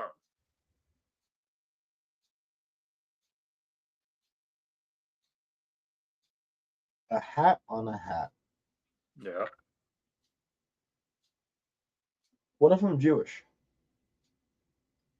I mean, Jews wear a little hat on their head all the time, so presumably sometimes they wear another hat on top of that. Are you shaming them? No, I'm just like I'm assuming sometimes the Orthodox Jewish kid fucking goes and plays baseball at Little League and puts a baseball cap on over his little thingy. I don't know. Yeah, so nothing wrong with a hat on a hat. No, no, it's a hat on a hat doesn't mean anything's wrong. It just means it's unnecessary. The barbecue sauce didn't taste wrong on the fries. It's just that the fries were good, so I didn't need the barbecue sauce. I always Food should assumed not it be was listed. to cover a bald spot. I'm sure for a lot of them it is. I mean, bald is cool now, but you gotta shave your head. Yeah, that is the thing. Bald spot with hair on other parts of your head is out as a look right now. It'll be back. No, it won't. You look like a pedophile. Only with certain facial hair thrown in. If you have like a bald spot, it's like you look like you're trying to hold on to having hair, but you don't. So just embrace that. That's how a lot of people feel, and there's nothing wrong with that. It's just, like any look, if too many people do it for too long, it gets old, no matter how cool a look it might be. You think so? I mean, not for everyone, but like fucking, I don't know. Afros are still cool. Yeah, they are, but they went out of vogue for a while. My grandpa never wore one, and I don't think it was for religious reasons or lack thereof. He's just proud he kept his hair. I will say your hair genes typically come from your mother's father, and the fact that my mother's father had a full head of hair the day he died gives me a lot of confidence for the future of my hairline. What the hell kind of weird sorcery is that? It's not, it's just genetic science. According to who? Scientists. You sound like one of those vaccine people. Hang on, Just let me saying. find a source. Let me make sure I didn't just fucking make that up in my head. Because, like, what is that? Hair genes come from your...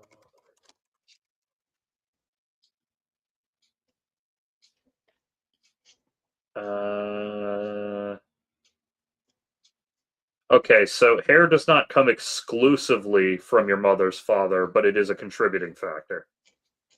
Yeah, but that's how genes work. Everything's a contributing factor. Come to think of it, I'm pretty sure my dad's father also still has all his hair, or at least like the majority of it. So the point is that I'm not concerned about going bald. I was born bald, Well, and we I all like to are. believe. No, we aren't. Not literally bald. Anyway, go on. Well, because some people are literally born with full heads of hair, and it often gives their mothers heartburn. My mom's dad also has his hair still. Good for him. I like to believe people born bald keep their hair till they're old, and people born with hair go bald early. I do. As a baby, it took me a little while for my hair to grow in, apparently. But like, I don't know. I'm closing in on my 30s, and my hairline hasn't receded at all. Yeah, you do got the nice strong hair.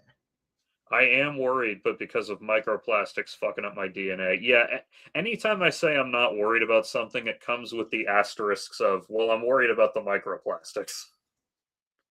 Why are you worried about the microplastics in your balls? Don't worry about it. Well, I meant in my DNA, but yeah, there is DNA in my balls, so. Like, our DNA will adapt if it's that bad. Yeah, I mean, frankly, like, if we clean up the environment, that shit'll probably just work its own way out without long-term damage. At least that's We won't. me being optimistic, but... So, I think you can rest assured that when our supreme galactic overlords use their privatized space force to establish their moon colonies, they will have eradicated the problem of microplastics for themselves. So humanity will be secure and DNA will be clean. But down here in the worker settlements of Earth, we're likely to just really thrive in it. Okay, sorry, I was doing math in my head. We have about 37 years left until the Vulcans are scheduled to make first contact with us, so I just gotta hold out till then. They're not. What do you George mean they're Jetson not? was already born. He was probably put in an ice camp. Well, why would he be put in an ice camp? He's white.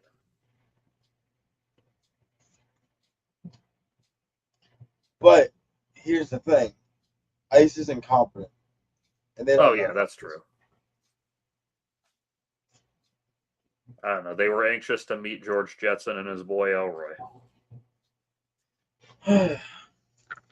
Anyway, let's run through the actual topics we have to discuss tonight. First of all, I don't have much to say, but Better Man, the monkey doing cocaine movie, shockingly good. Monkey did cocaine? Yeah. But like it's actually emotional. There's one of the legitimately best fucking dance sequences I've ever watched in this movie. I want to see a monkey do cocaine. I'll watch that. Oh yeah, it's and not that this matters to you, but for those of you who watch things via legitimate means, it's on like every fucking streaming service right now. So I watch things via legitimate means. They're very legitimate. speaking of watching things through legitimate means, the Avatar animated movie, I guess, is coming out this month.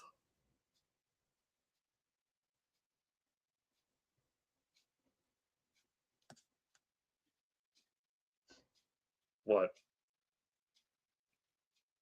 Are you excited? Why are you talking in slow mo? Oh, because I thought when it comes to the Avatar: The Last Airbender movie, we on the People Without Pants podcast like to move super slow. Apparently, Yeah, you're just mad that I haven't watched the fucking leaked version. I will watch the leaked version after the official to see how they compare. I said I would do that. lame.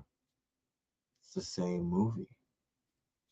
Imagine you're the one slightly balding guy on the plane to Turkey who's simply interested in the Ottoman Empire. Yeah, that is true.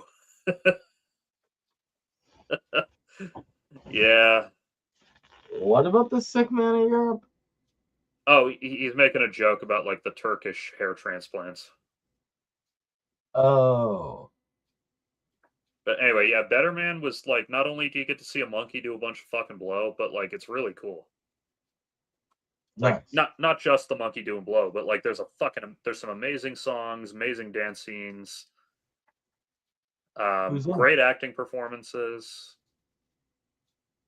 The Who's CGI in it? on the monkey is fucking amazing, by the way. But who's in it? Who's in it? Yeah. Well, Robbie Williams as himself. Well, as his own singing voice, that is. As for the other actors, there's a bunch of them listed right here. I don't know none of these people. Well, it takes place in Britain, so they used a lot of British actors. Yeah, but like I was hoping I'd see like a Black Mirror person. I'll check the cast list in a sec.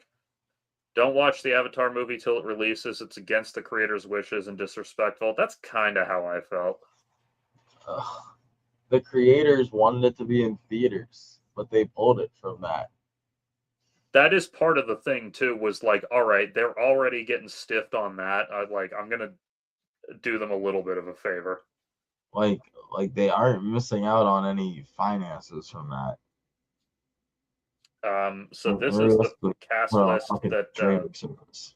So here's the cast list that Wikipedia deemed worthy of note.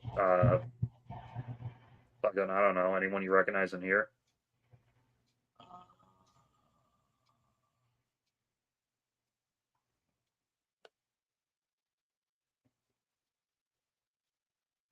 No. Okay. Yeah, I didn't Who's recognize Steve most of them. Pemberton? Do I know that person? He's this guy. Yes, I do know him. It's the only guy I know. Was he in Also, British Shameless or American Shameless? Jonah was kind of disrespectful.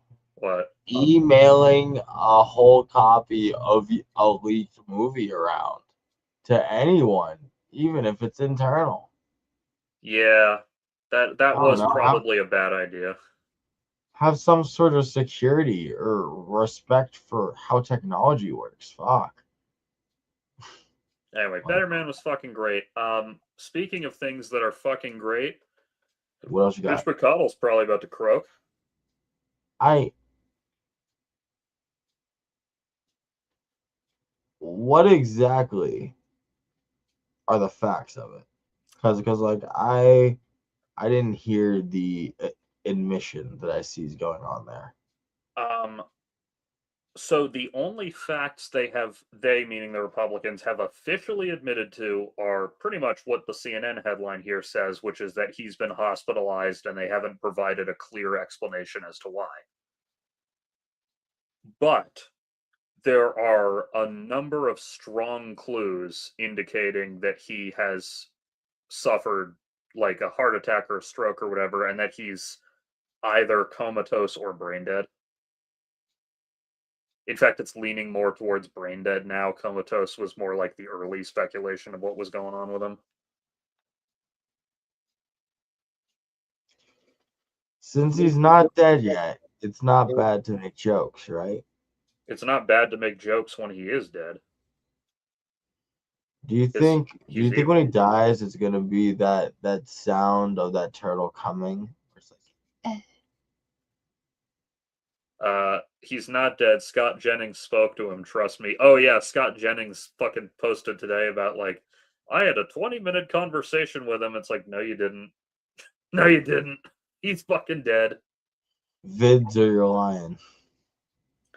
Yeah, part of the evidence actually is that his wife, Elaine Chao, mentioned right here, who is Chinese American and still has a number of business contacts in China, which, by the way, did not apparently become relevant to the U.S. government when appointing Mitch McConnell to like top Is she secret from committees. China? Yeah, So she's Chinese. well, yeah, but like moved here long enough ago that she's also an American citizen. Well, she's married to Mitch McConnell. It's more just he bought his fucking wife's citizenship, I'm sure. But I actually think she probably came over as a child, but I'm not sure about that. only because, like, how do you have deep business contacts in China at that point? I think because she inherited them from her family or something. Oh, I understand it. I see. I And see. also, like, these types of people have international contacts regardless. But anyway, this is all speculation, but people were pointing out how, with no explanation given, a couple days ago, Elaine Chao, his wife, just made an seemingly unscheduled sudden trip to China 3 days after her fucking husband was hospitalized. Time to sell some shit. Yeah, well, people not maybe sell, maybe not, but people were pointing out that with the types of business connections they have and how high profile his job is, their Chinese business partners would want to be the first to know that sort of thing, such as he died, and they'd also want to hear it in person and not over an email or a phone call, which would provide a lot of reasons she'd want to fly to China 3 days after he gets hospitalized. It's not like she's gonna do anything here. And probably not. She'd probably dance on his fucking grave. Damn. She hate him that much. I have no idea. I just assume she does because he's Mitch McConnell and everyone hates him. Fair. And also I because guess I just think conservatives his tend to wife. fucking hate their spouses, like just in general. I feel like she like him because the money. Well, she probably likes that part, but like, I don't know. I bet if he said, I'm leaving you, you can have all the money, she'd go, Oh yeah, no, of course. Is it? Yeah. yeah, of course she hated him. They can't love. Yeah, I mean, they can do a facsimile of love that they think is the real thing sometimes. The real deal. But yeah, it's anyway, there's nothing official, but there's a lot of evidence to suggest he's like fucking brain dead. Some people just think he is straight up dead. I think it's more likely that he's still on life support, but is brain dead. Many people have pointed out that if they do not announce his death slash brain death till August 3rd, they can skip a special election this cycle, which they'd want to do because they really fucking don't want Thomas Massey to take his seat. Huh. That's... I would rather Thomas Massey not get it, but if we have to get a Republican in there, I'd rather it be the only Republican who actually means it when he says, go after the pedophiles. At the very least, I'd rather be an alive person than a corpse. Depending, because personally, I would have rather Mitch McConnell be dead and be in office than be alive in office. I just feel like a corpse in office means no accountability, and that scares me for possibility. Brain dead is dead, technically. Yeah, for legal purposes, yes. What was the name of that girl? Fucking... Is this gonna turn like a Terry Schiavo thing? What do you mean? Do you know who Terry Schiavo is? It sounds familiar. It was the little girl. Oh, God, I remember this one. Yeah. Oh, man.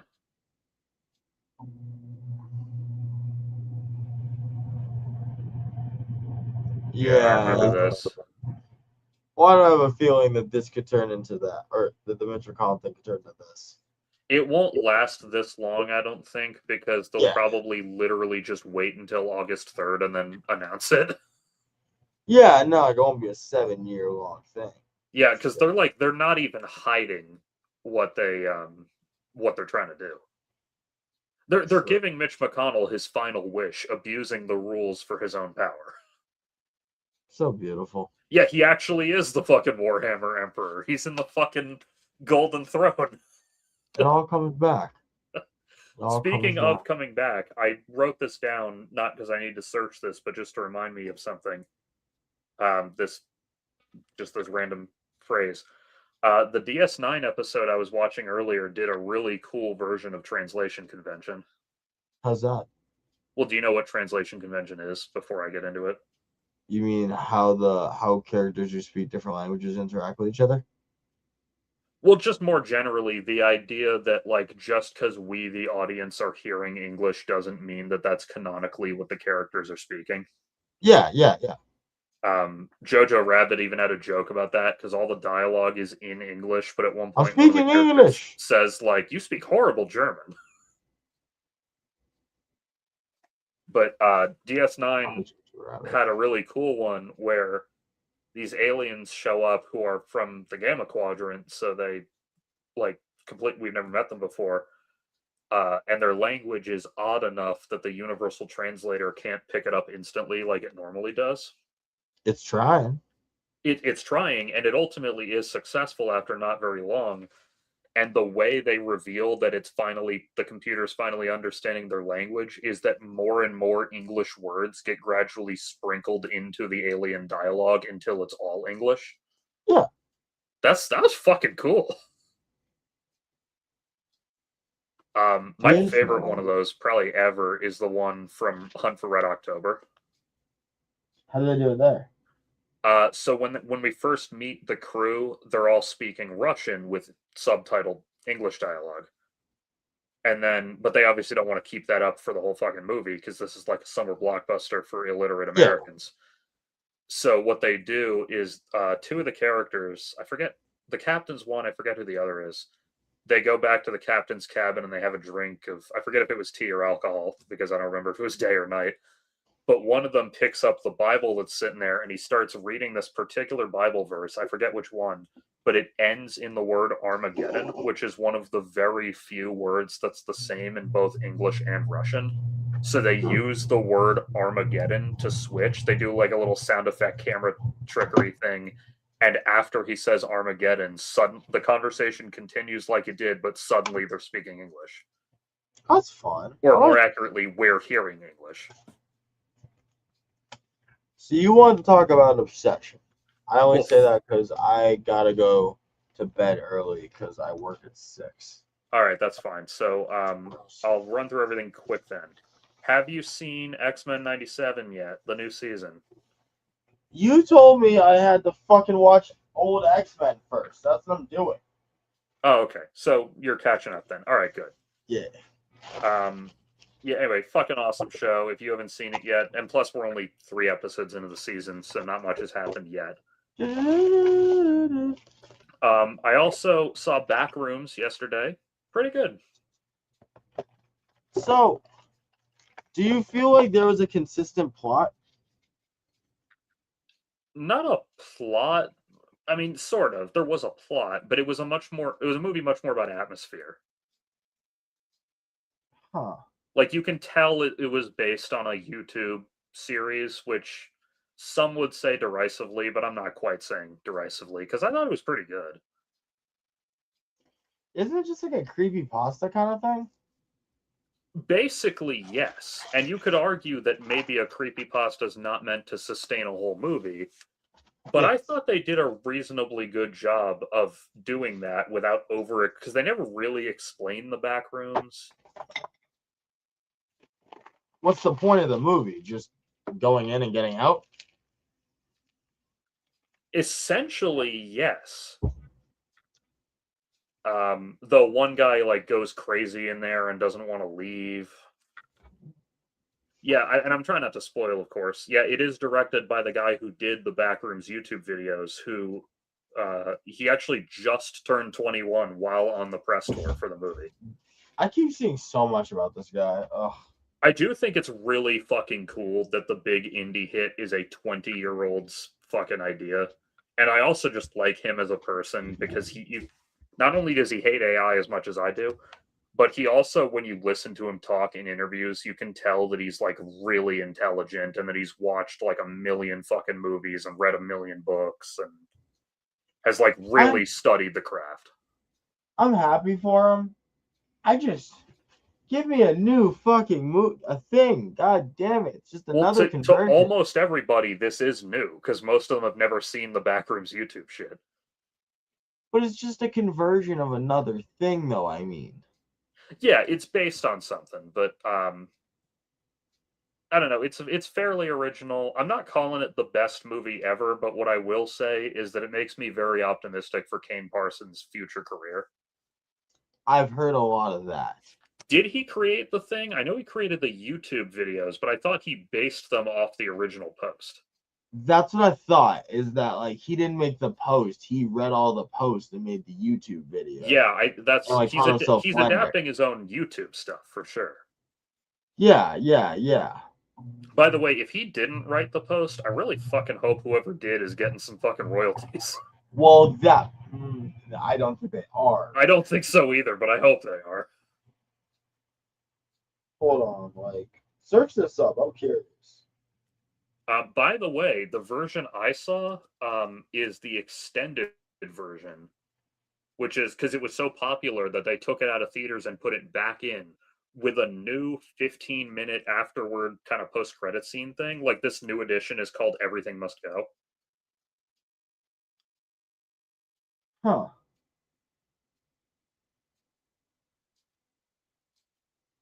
Yeah, so yeah, it started off as a creepy pasta on 4chan. Oh, I guess it was just anonymous. Like it was just an anonymous post. Good old Ninny Mouse. Yeah.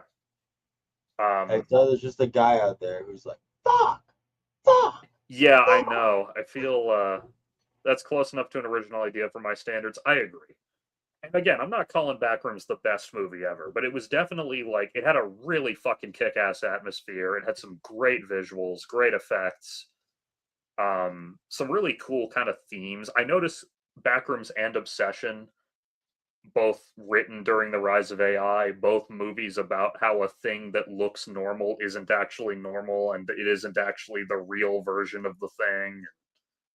I love the Uncanny Valley. Yeah, actually, the Uncanny Valley versions of the monsters in the Backrooms kind of look AI generated, like because the Backrooms can only semi accurately remember what a person looks like.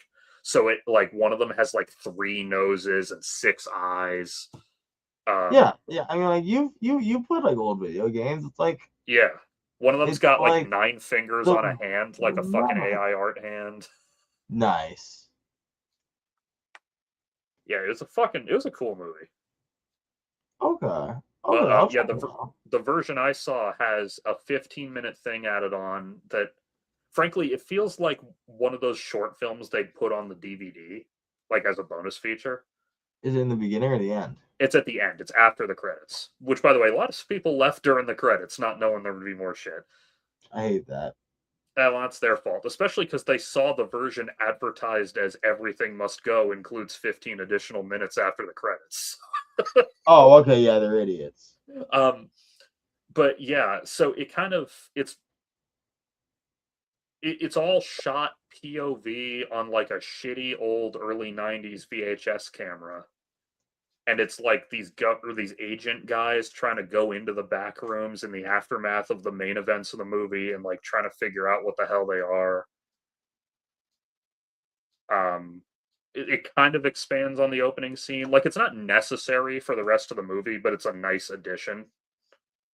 Why not just include it before the credits then? Well, because it's like a little bonus. It's basically a post-credit scene, except it's 15 minutes long. Fair. And like narratively it fits there as well because it takes place after the movie. Oh, I get you. Okay. Yeah, or somewhat after the movie because the Yeah. movie bounces around in time a little bit. Anyway, it's cool. Go check it out. And then the one I saw just this afternoon, Obsession. You saw it just this afternoon? Damn. Yeah, I saw Backrooms yesterday because the theater's Ooh, only 10 minutes from my house, so just running there and back is easy. I want to try to see a movie this week. The new Evil Dead comes out this Friday. I Ooh. might see that. I might wait till Tuesday. Um, yeah, Obsession is really good. I don't want to spoil it. Like, do you know the basics of what it is? I really only heard it. I heard something about messed up romance. I don't know. At a very basic, spoiler free summary, guy is in love with a girl, can't work up the courage to ask her out, buys a little thing that claims to grant him a wish, which he assumes is bullshit. He just bought it as a little novelty item. Sure. But he's just like, fuck it. And he makes the wish. I wish she loved me more than anything. Sure. And then suddenly she develops an interest in him.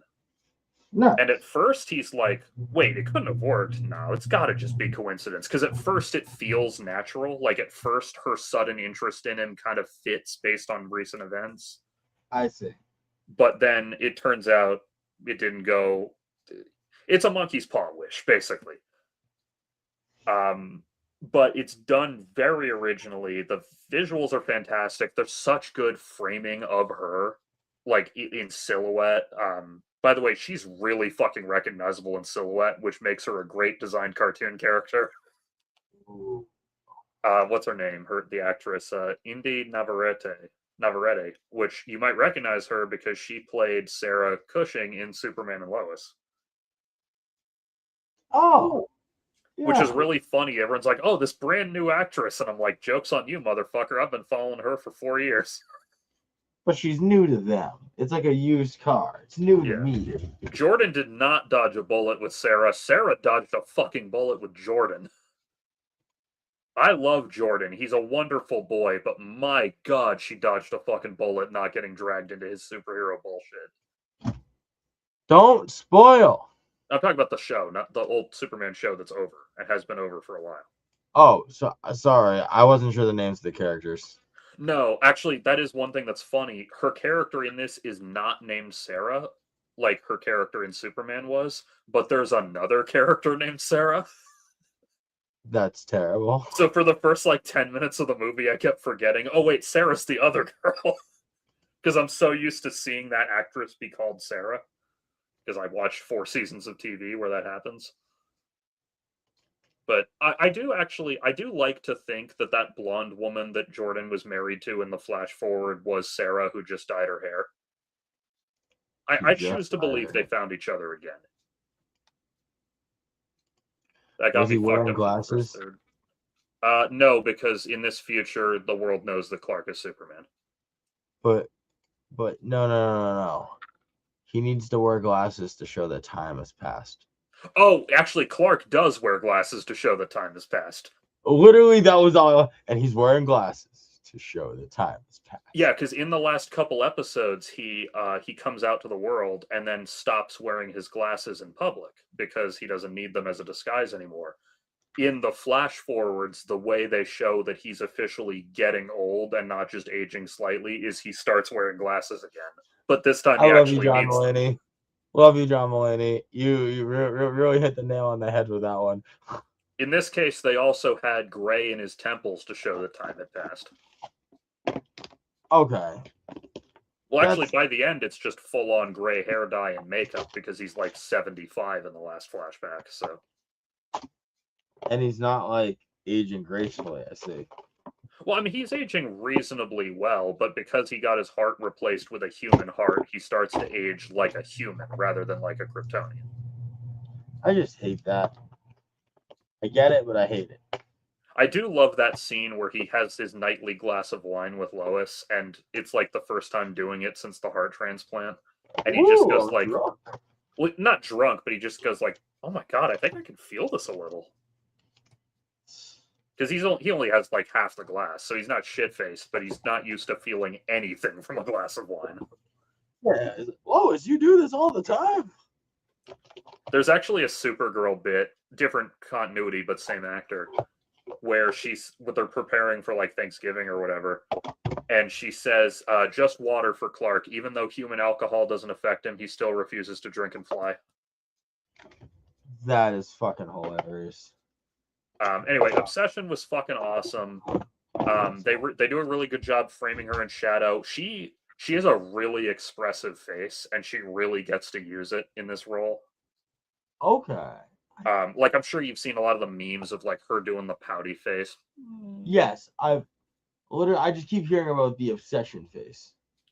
I mean, there's a number of faces she makes, but that's a common one. Yeah, she's like, God, she plays the fuck out of this role. I mean, the other actors are good in the movie too, but my God, like, there's a reason she's going to become famous off this fucking role. It's that good, huh? Yeah, I mean, I'm not calling it the best movie ever. I think so far it's probably my third or fourth favorite I've seen all year. But yeah, like I think this will be her Jamie Lee Curtis Halloween. Like I think this will be the start of all the articles about her, like 80 years from now when they write her obituary. This year will be the start of something new.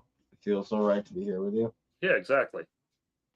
Like whenever she finally dies, when she's like an old lady, her obituary is gonna start with like got her career start on TV before transitioning to the mainstream with Obsession. Like it's gonna be a big deal. I have not seen Project Hail Mary. I've heard mixed stuff about it. Or more accurately, I've heard it's great except for the MCU humor being grating. I'm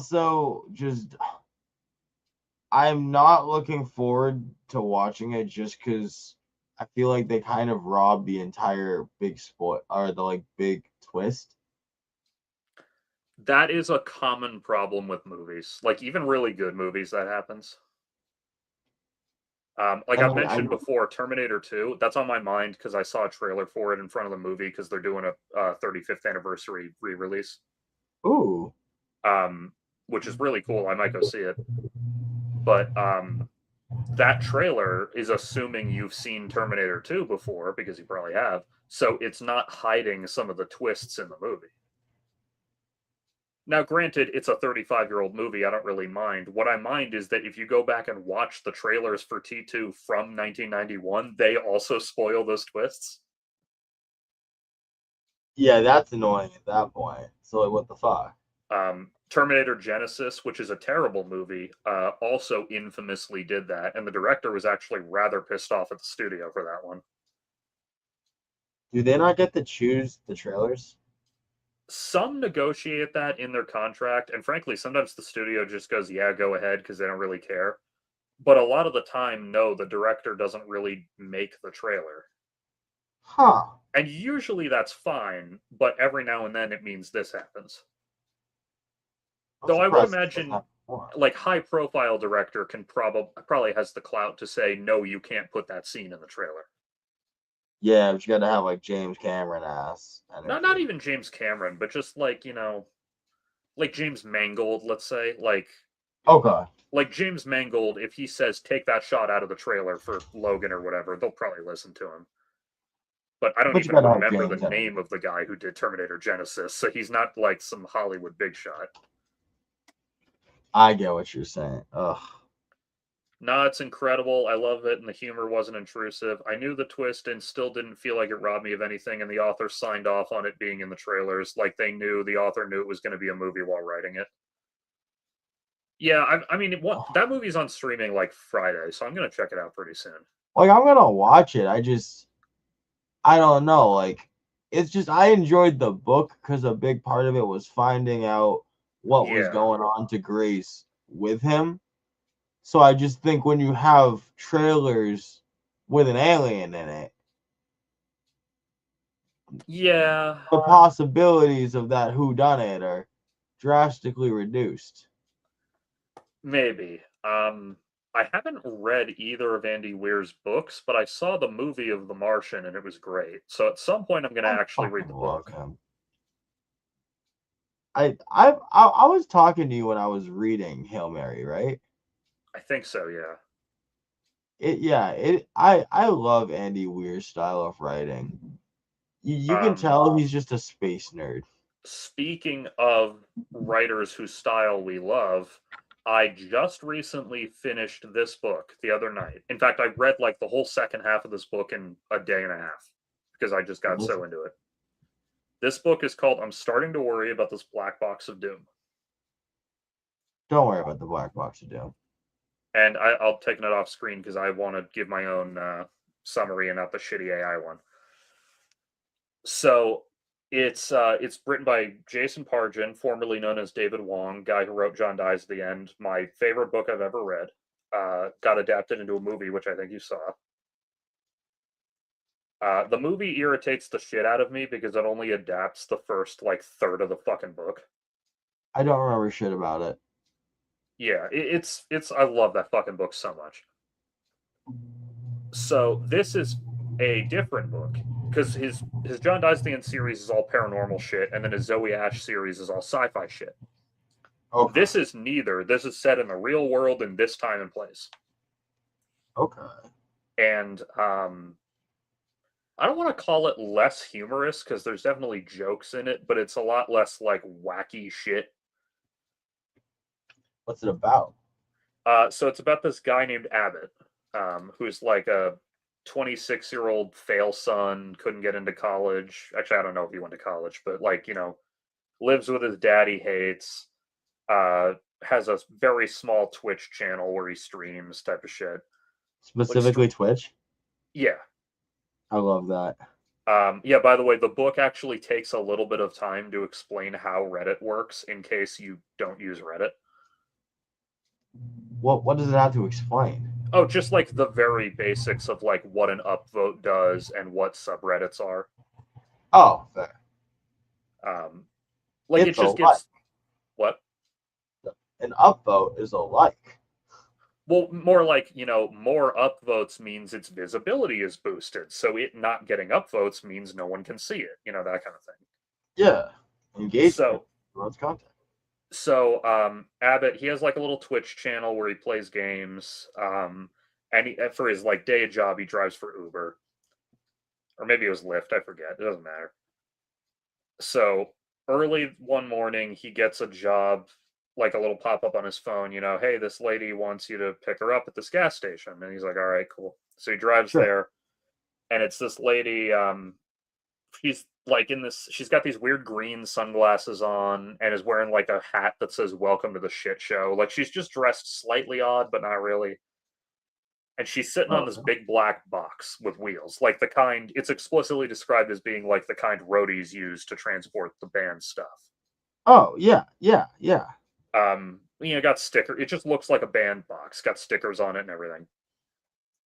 And he's like, "All right, cool." He's got a big Lincoln Navigator.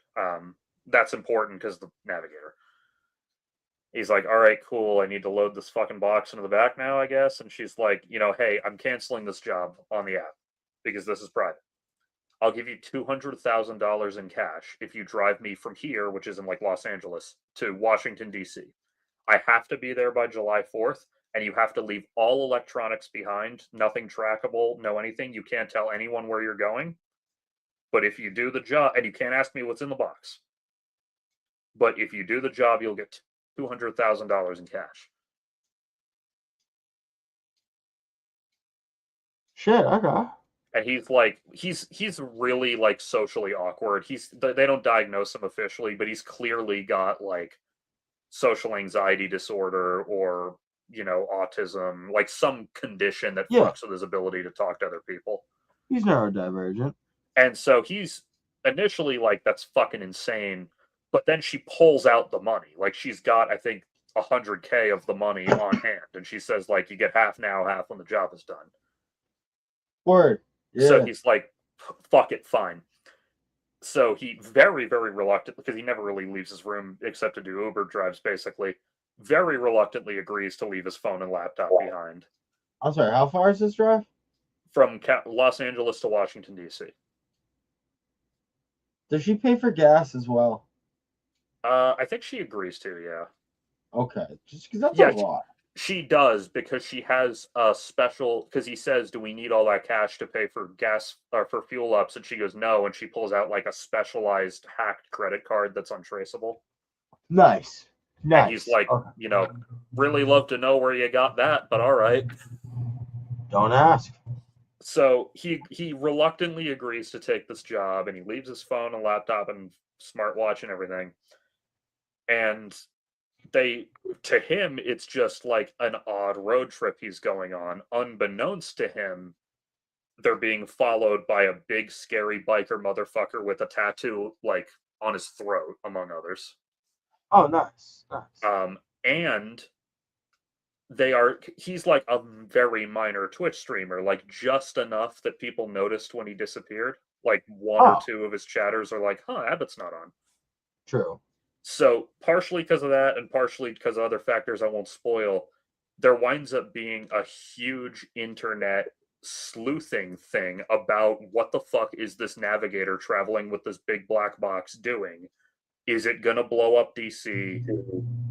Does it have an alien corpse in it? Does it have the corpse of a girl that he murdered 5 years ago? Is it a dirty bomb? Is it a cyber weapon? Like all these different people with their different insane ideas speculating about what's going on. And this is all unknown to the main character because he's not online. I love that. I gotta check that out. Yeah, like at one point he kind of takes a wrong turn and actually accidentally drives into a parade, and he's like, "Ah, shit," and he kind of like fucks up and swerves off, doesn't hurt anyone. But then they cut to like Reddit talking about, because there's little sections where they cut to Reddit boards in the book, and like the new thing, "Navigator attacks parade. Was it a possible attempt to set off the dirty bomb?" Like, Jesus Christ. yeah, they're basically speculating that he's doing a David or a DeForvid, but in reality, well, I won't say what's in the box, but it is not the corpse of a woman he murdered, because he never murdered any woman.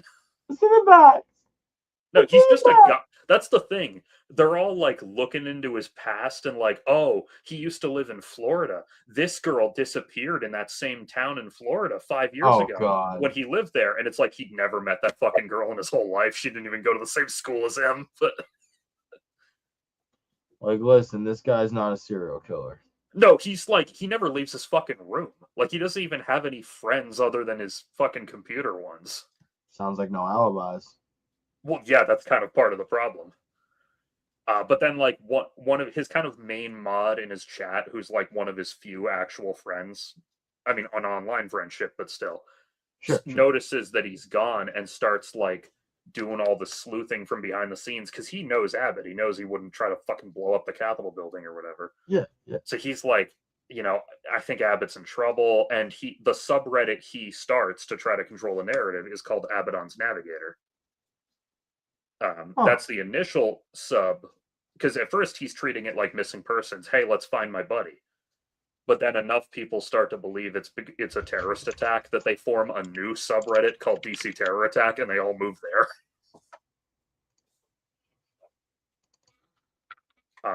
There's this really cool bits. The narrator is like sort of omniscient, so every now and then he'll like drop a hint at future events just casually. Like when he's describing the guy making the subreddit, he says, you know, in an attempt to keep discussion neutral, he needed to give it a neutral name. He settled on Abaddon's Navigator. Little did he know that Abaddon's Navigator would also be the name of the New Yorker piece written about him 6 months from now. Little did he know that Abaddon meant fucking doom. Oh no, he does know that because because Abaddon is Abbott's Twitch nickname, of course. Yeah. And he does mention that. He does mention, like, yeah, Abaddon, it's a biblical reference. And then he's like, shit, you know, I get why people are starting to wonder if he's building a doomsday weapon. But no, it's just like an edgy reference. He's just an edgy internet kid. Yeah, he is an edgy internet kid. We'll find out about that later, but I won't spoil. Anyway, fucking awesome book. Dude, I gotta check that out. I mean, it's a 400-page book, and I read most of it like a chapter a night, like I always do, but eventually I was just like, fuck it, I'm reading the whole rest of this thing today, and I read like 200 pages in a day and a half. Fuck yeah. I'm still reading it's really themed. What? I said I'm still reading Parable of the Sower, but I'll knock that out soon. Yeah. Yeah, it deals a lot with like internet paranoia, rumors, social media. Anyway, I don't want to spoil anything. Fucking amazing book. Go check it out. Fuck yeah. Sold. Oh. Actually, the same author has a new book coming this December, which I just found out the other day. I'm excited as hell for that. Hell yeah. That one is John Dies at the End 5, actually. Shit. I haven't read enough of Jason's work. I gotta get into it. He always fun when I was doing a podcast. He hasn't written that many books. Like, I guess the upcoming one would be his 9th. I mean, still, that's a decent amount. Yeah, he used to only put one out every like half decade or so because he was doing it on the side while he wrote for Cracked. But then eventually he left Cracked, and now he writes full time. So now he puts a book out every like 2 or 3 years. There we go. He's branching out too, because he used to only write John Dies at the End, and then he branched out into the Zoe Ash series, and now this is his first like standalone. It sounds really sick. Yeah, and I won't spoil, but it definitely does not bait for a sequel, so I don't think I have to worry about like a series of bad sequels to this book. Nice one and done. Well, yeah, and I hope so, because I love these characters, but they reach a very natural detente, and I don't want to see where they go from there.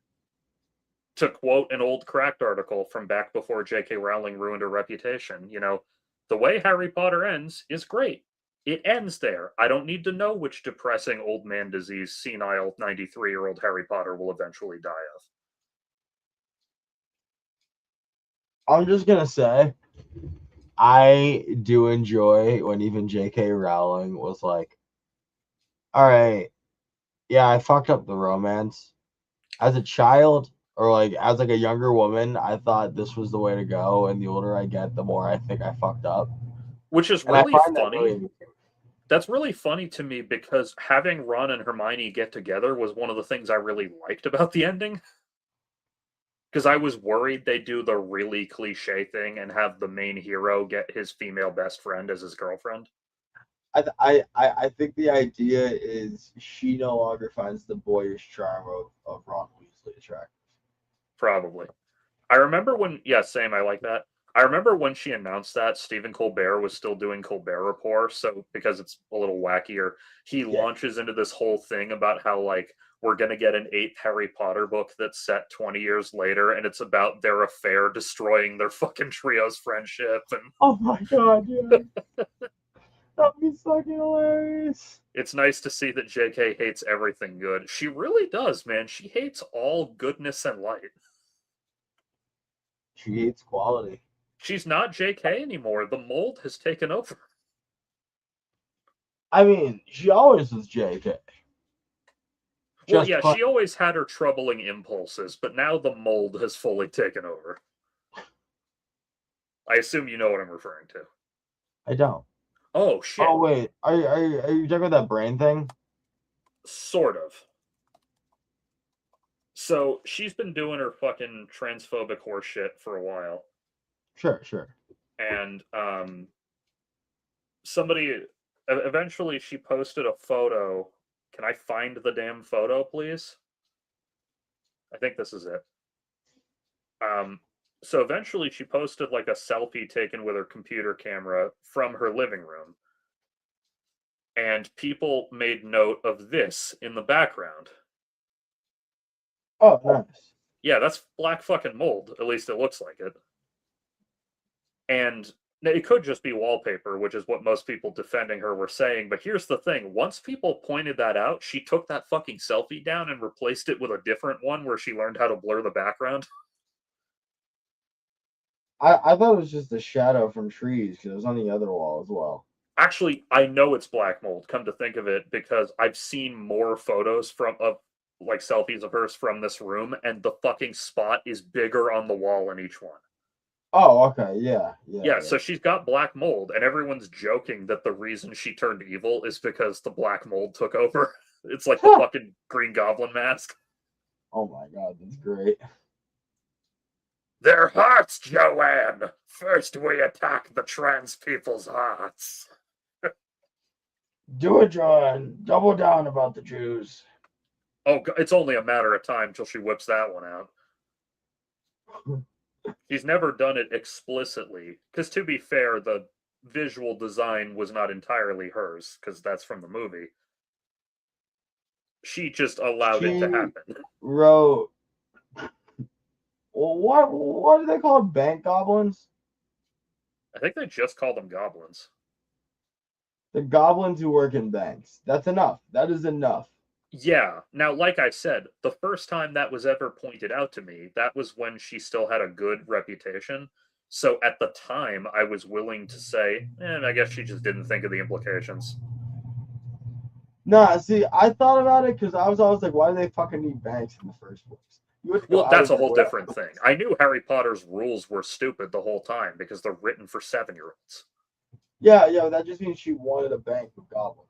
Yeah, like Harry Potter, they're perfectly good children's books that got turned into reasonably good blockbuster movies. Great. They don't need to be the third best-selling book of all human history. They're mid. Yeah, Go like read the some media, kids. These I are like the mid. movies because the movies have other elements to buoy along the weaker plots. I like the movies specifically because I like Daniel Radcliffe. I like him. I like a lot of the actors in the movies, if we're being real. She's sleeping. That's an obsession spoiler that I won't explain. Thank you. Not spoiler, but reference that I won't It's a explain. reference. Anyway, you said you have to go. I want to go play Doom. I'm going to grab a ginger beer because I'm thirsty as hell. Nice. In the I meantime, we'll gotta be work back, at 6. back on Thursday with more Star Trek Thursday. talk. Star Trek. I saw a Jewish comedian back then joke, "Hey Jews, maybe we should stop looking at gold-loving goblins and going, how dare you put us in the movie?" Yes, and then like he talks about the guy in Star Wars. He goes, "That's me." It's like, really? Yeah. Yeah, I mean, he's not wrong. Like I said, if that was the only problematic thing in Harry Potter, I would just go, oh, I guess she just didn't think of the implications. With the Star Wars guy, I agree. With the goblins, there's too much stained glass artwork for me to not feel away. True, but again, remember, a lot of that was design language came from the movie, which she didn't do firsthand. So it's not entirely her fault. I know. I think especially when you consider the iconography in Britain with the Judenstyle and how more normalized it is, There's it a should Star of be. David. Yeah, there is one on the floor, but to be fair, that's just because they used an actual bank to shoot that in. Now, granted, that was still a choice, but they didn't put that on the floor. They just used the bank. It at a certain point, all these things lining up. It's like, all right, I know how much you got involved with that movie. Yeah, well, I'll put it this way: they certainly did not consider the Star of David a deal breaker. They didn't consider any of it a deal breaker. Yeah, I mean, at least, like I said, Whatever. at least the movies can float along on the effects and the acting performances Fair. and the music. No one, you can shit talk everything else about Harry Potter. You cannot shit talk the music. And you can't shit talk the guy who played Hagrid. Though sadly, he's He not. died, Well, yes, didn't he? but before he died, he wasn't super hard playing defense for J.K. Rowling, but he was like very tepidly playing defense for her. So I was a little annoyed with him for that. But Well, if you put him on, maybe. he's loyal. I mean, yeah, he didn't like say she's right. He just kind of was like, yeah, I don't know why everyone's worried about what she's saying. Fair enough. Yeah, I mean, whatever. He was 150 years old by then. Like, He was 150 and trying to get paid. Like, yeah, I mean, I fucking like no matter what else you say about Harry Potter, I haven't watched the movies in forever, but I still find myself humming dun dun dun dun dun dun, dun because the music is fucking great. great. Now that's gonna be stuck in my head. And on that note, I'm leaving. All How right. dare you? We'll be back on Thursday. Like the stream, subscribe to the channel, turn on your notifications. Make sure your butt is clean via bidet or baby wipe, depending on availability of each. We love you all. Thank you for tuning in. Um, I will watch Obsession soon. And Y'all are I will dope. let you know how the Doom the Dark Ages DLC is once I've played more than 15 minutes of it. I gotta know. Bye, you fantastic people. Have a great night. Good night, everybody. Bye.